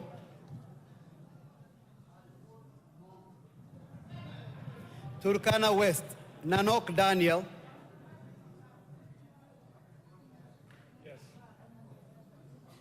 Wasinigishu County, Gladys Boss. Gladys Boss. Ugenya, David Ochieng.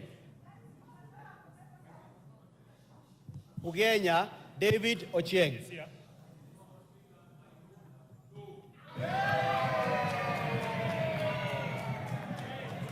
Ugunja, James Wandai. James Wandai.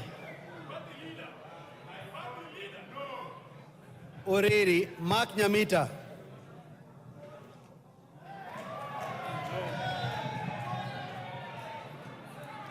Vihiga, Ernest Kivai Kagesi.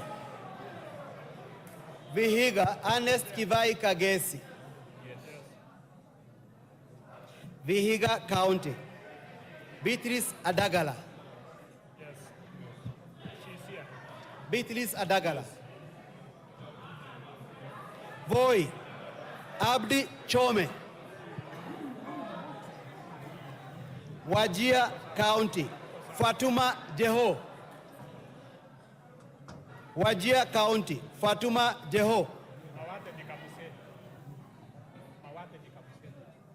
Wajir East, Daud Adan Mohammed. Wajir East, Daud Adan Mohammed. Wajir North, Abdi Saneh. Wajir South, Ado Mohammed. Wajir South, Abdi Mohammed. Ado. Yes. Yes. Wajir West, Farah Yusuf Mohammed. No. Webuye East, Martin Pepela Wanyonyi.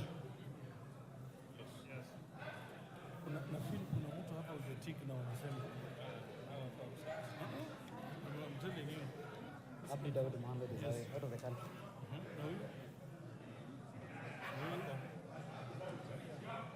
Webuye East, Daniel Wanyama.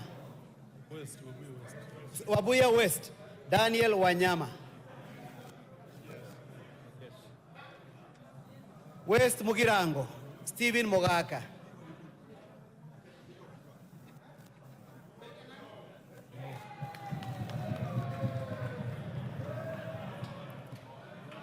West Pokot County, Rael Kasiwai Chepkemoi.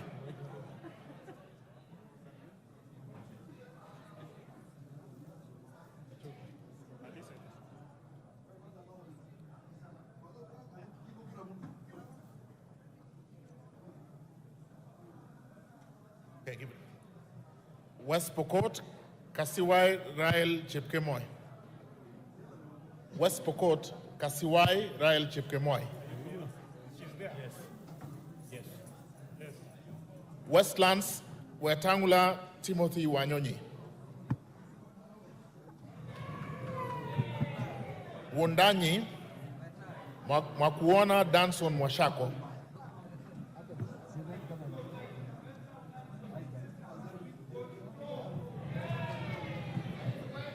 Yata, Basil Robert Ngui. Yata, Basil Robert Ngui.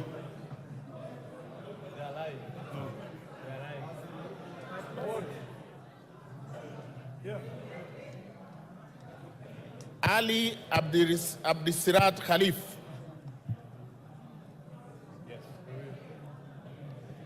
Chege Sabina Wanjiru.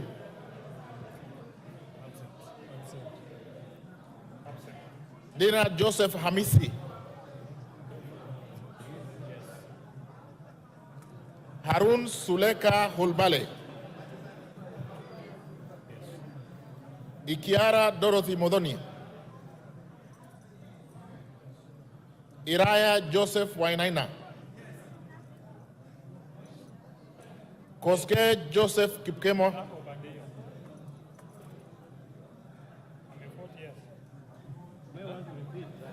He's at the corner there. At the corner there. Okay. No, Koske.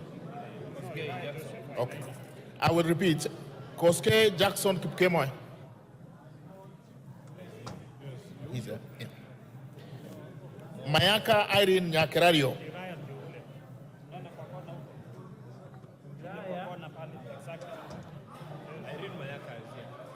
Mayaka Irene Nyakerario.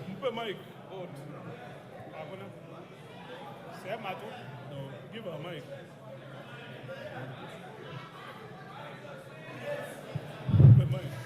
On behalf of Gen Z and the people of Nyamira, I vote no. Mohammed Khair Harun. She is not nominated in Nyamira. That is a spoil for her. She's here. Mike. As the Gen Z of the House, born in the year 1996, I say no.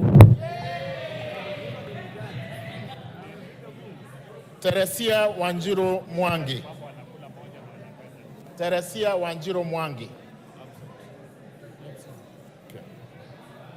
John Mbadi Ngongo.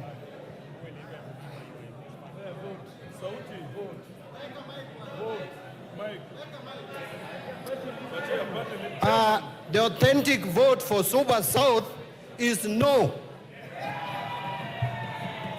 Talib Abubakar Ahmed. Talib Abubakar Ahmed. Yes. Okay. Done.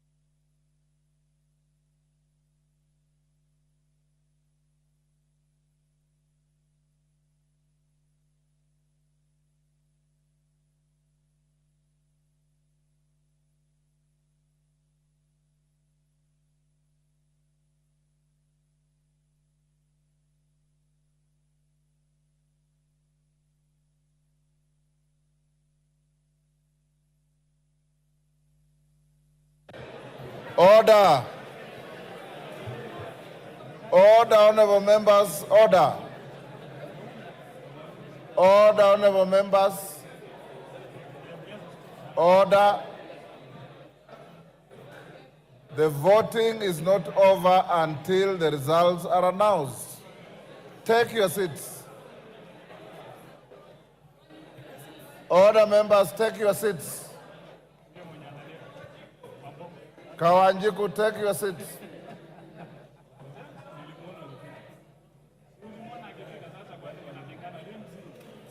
Order. Honorable members, the tellers are not sure whether Honorable Sane voted or not. He's coming to confirm.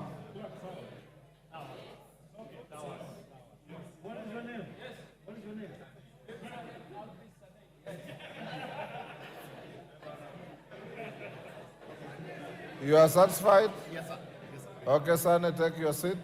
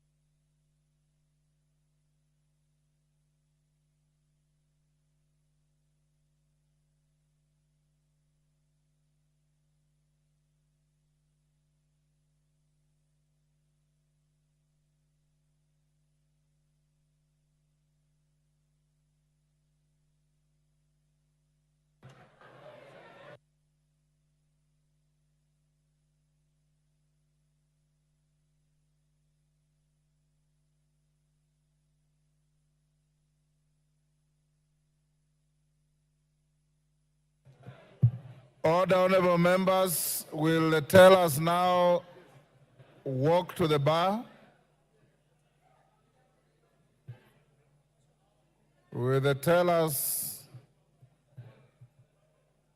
walk to the bar?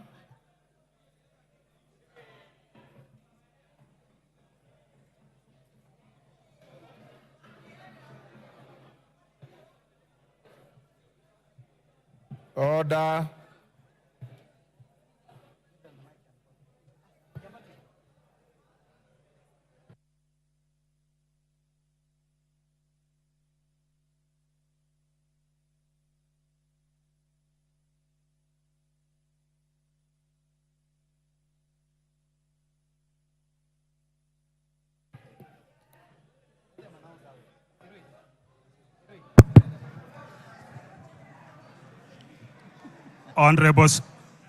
Honorable Speaker, the division on the second reading of the Finance Bill 2024 voting, the ayes 204, nays 115, abstention,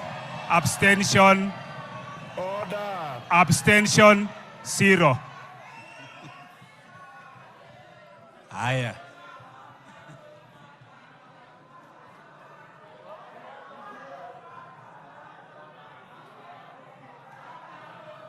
Order. Order, Honorable Millie. Order. Order. Order.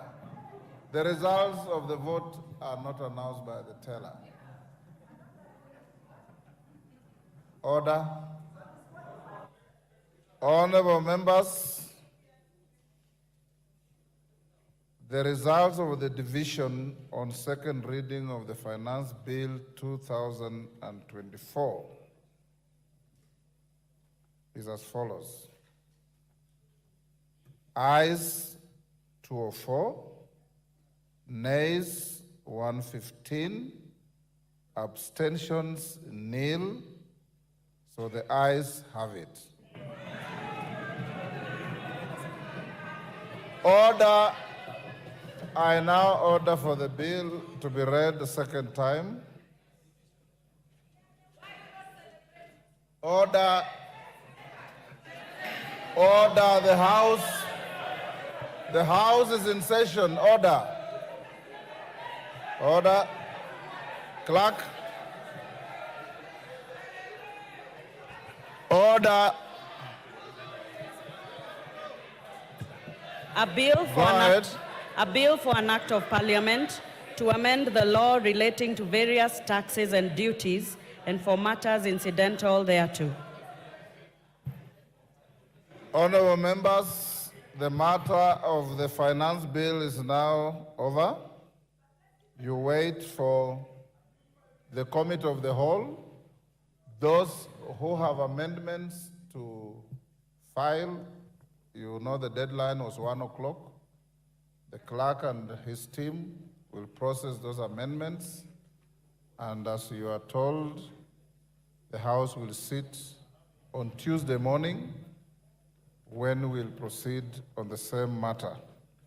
I now order that the next order be open the bar, open the doors. Now call out the next order. Order number 9, motion, consideration of Senate amendments to the Independent Electoral and Boundaries Commission Amendment Bill, National Assembly Bill number 10 of 2024.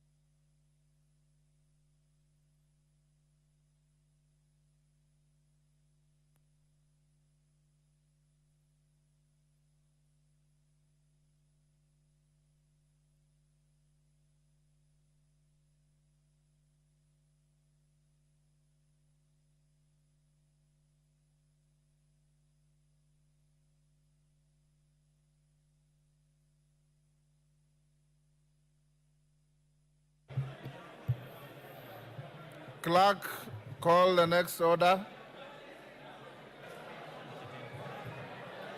Order number 9, motion, consideration of Senate amendments to the Independent Electoral and Boundaries Commission Amendment Bill, National Assembly Bill number 10 of 2024.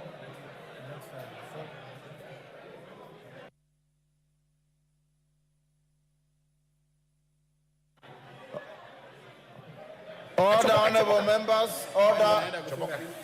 Order. Members who are leaving the chamber, do so quietly. The next order has been called, order number 9, and I'm calling the Chair, Departmental Committee on Justice and Legal Affairs to move the motion. Those who are recessing out of the chamber, do so quietly. The House is not adjourned, the House is in session. Honorable Murugara, proceed. Thank you. Thank you very much, Mr. Speaker, sir. I beg to move that the Senate amendments to the Independent Electoral and Boundaries Commission Amendment Bill, National Assembly Bill number 10 of 2024, be now considered. Honorable Speaker, this House considered the Independent Electoral and Boundaries Commission Amendment Bill and passed it with amendments, and thereafter it was forwarded to the Senate for consideration. I wish to report that the Senate considered the bill and returned it with some proposed amendments, which proposed amendments the Justice and Legal Affairs Committee did consider and prepared a detailed report in which it actually agreed with the Senate in the proposals. In essence, it means that the National Assembly should now agree with the Senate on the proposed amendments, in which case then we would amend the bill as proposed by the Senate, and after that we would actually pass it ready for assent.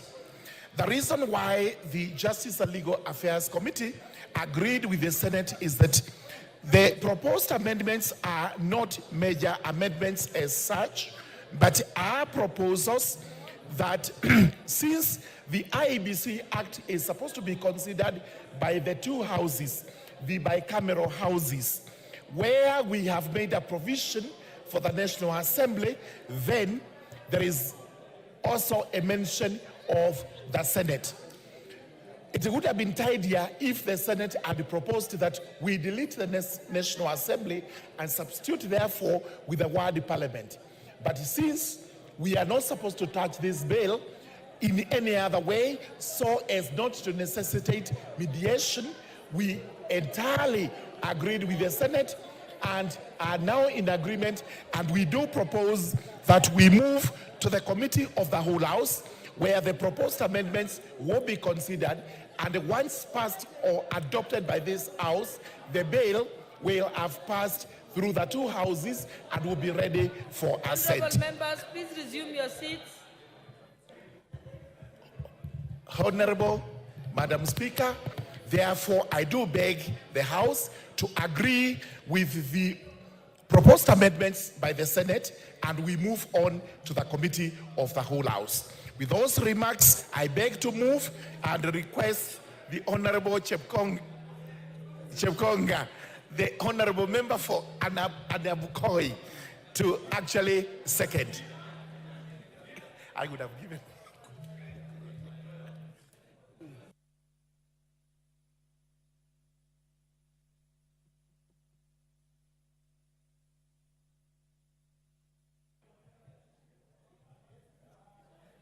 Thank you very much, Honorable Speaker. Honorable Speaker, I rise to second the proposed amendments from the Senate as moved by the Chair of Justice and Legal Affairs, my very good friend, the Honorable Murugara, and I totally agree that this is the way we should go.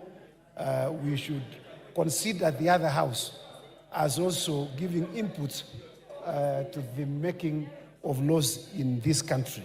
As you know, the Senate participates in making law, but it is this House that enacts laws. So I totally agree that we approve the proposed amendments that have been forwarded to the House. I thank you. I second.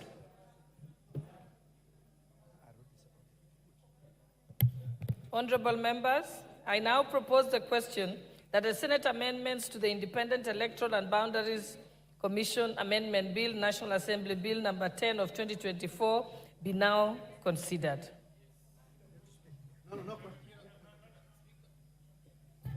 Yes, you may proceed. Do you have your card?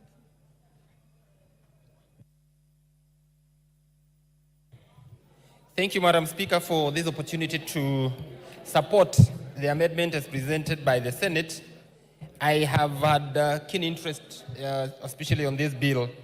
Madam Speaker, this is a culmination of agreement that was reached by the NADCO committee, and indeed, the Senate should be included or should be captured in this bill, because elections across the country and the issues with boundaries cuts across national and county governments, and therefore, Madam Speaker, I feel that this is the right thing to do, and the Senate has ably inserted their say in matters IEBC in terms of appointing and all. And therefore, Madam Speaker, I think it's only in order that we support this bill so that then some of these constituencies that do not have representatives, and even our wards, some that either their representatives have passed on or seats have been declared vacant, Madam Speaker, we'll have an opportunity now to set up so that then they have representatives and people working for them. Madam Speaker, I support this amendment. Thank you.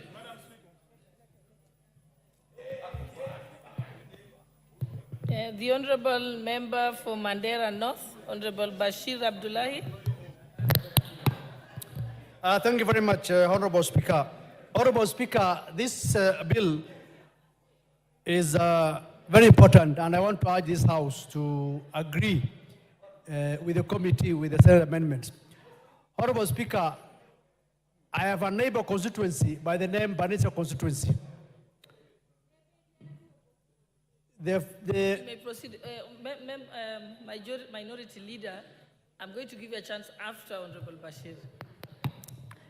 My neighboring constituency called Banisa does not have a representative, and now it is 15 months since the death of our brother, the late Honorable Maalim Kulo Hassan. And all this is because of the fact that IBC is not fully constituted. It's unfortunate that the people of Banisa have been denied representation by the fact that IBC is not fully constituted. Personally, I have made a bill here, which is actually in the House, which seeks that the IBC CEO, in the absence of the chairman of IBC, be given the mandate to gazette a returning officer. But now that this bill now is on the floor with the amendments from the Senate, it only requires this House to pass so that it's assented to, and the people of Banisa and the other county assemblies have their representatives. So I want to urge this House to be fair to the people of Banisa and to the other many wards that are lacking representation, so that we fast track and the bill is assented to and IBC is fully constituted.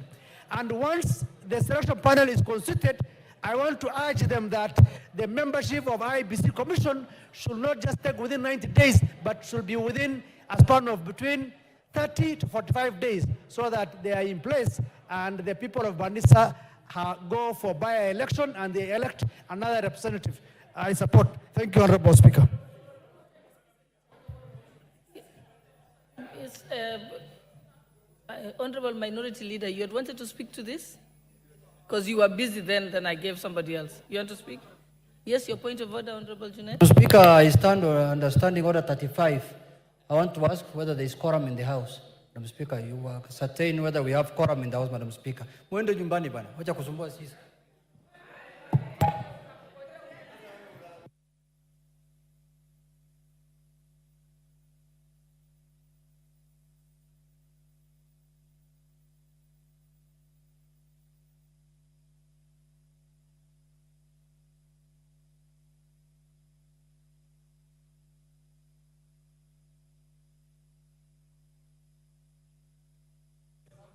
I direct that we ring the quorum bell for 10 minutes.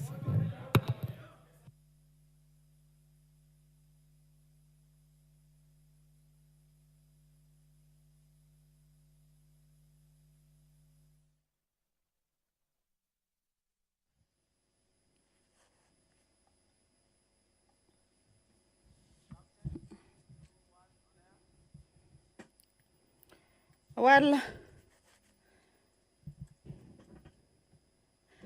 the quorum bell is underway.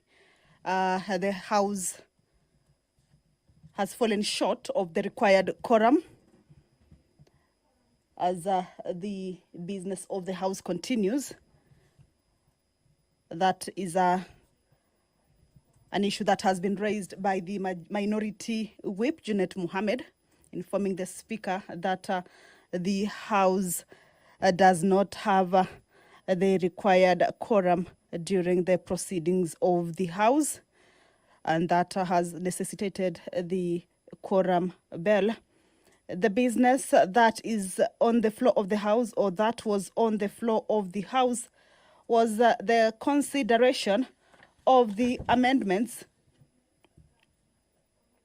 to the Independence, Electoral and Boundaries Commission, Bill number 10 of 2024, a bill that is originating from the National Assembly, It's a bill that was considered at the Senate, and the Senate had proposed a number of amendments.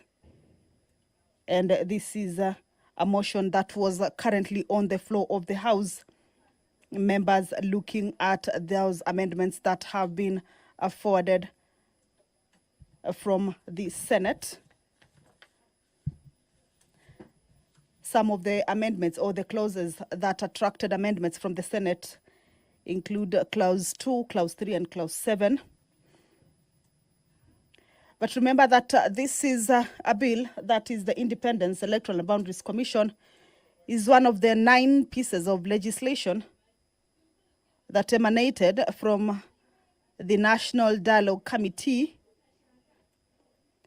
a committee that was formed to look into the matters or issues of national interest with regards to the electoral system, among other issues.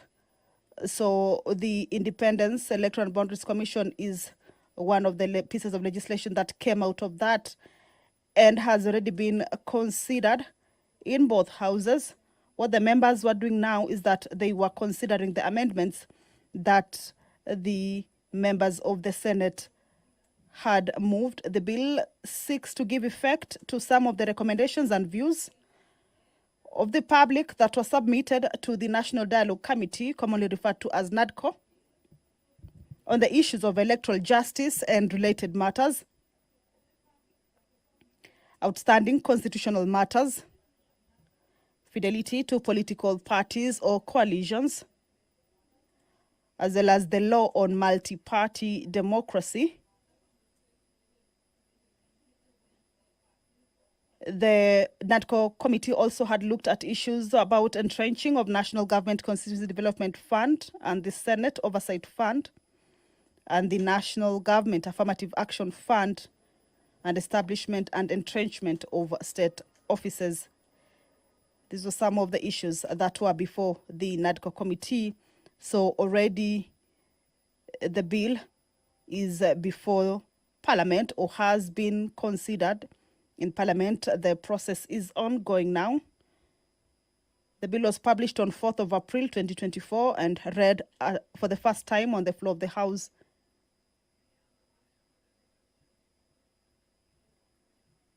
It was considered and passed with amendments by the National Assembly on the 2nd of May 2024. Now, the bill, remember, is one that concerns counties. And with this regard, it was forwarded to the Senate for consideration pursuant to the House Standing Order number 142 of the National Assembly. So the Senate considered the bill and proposed a number of amendments. But the bill generally seeks to amend the Independent Electoral and Boundaries Commission Act, Cap 7C, to clean up the Act by deleting obsolete provisions,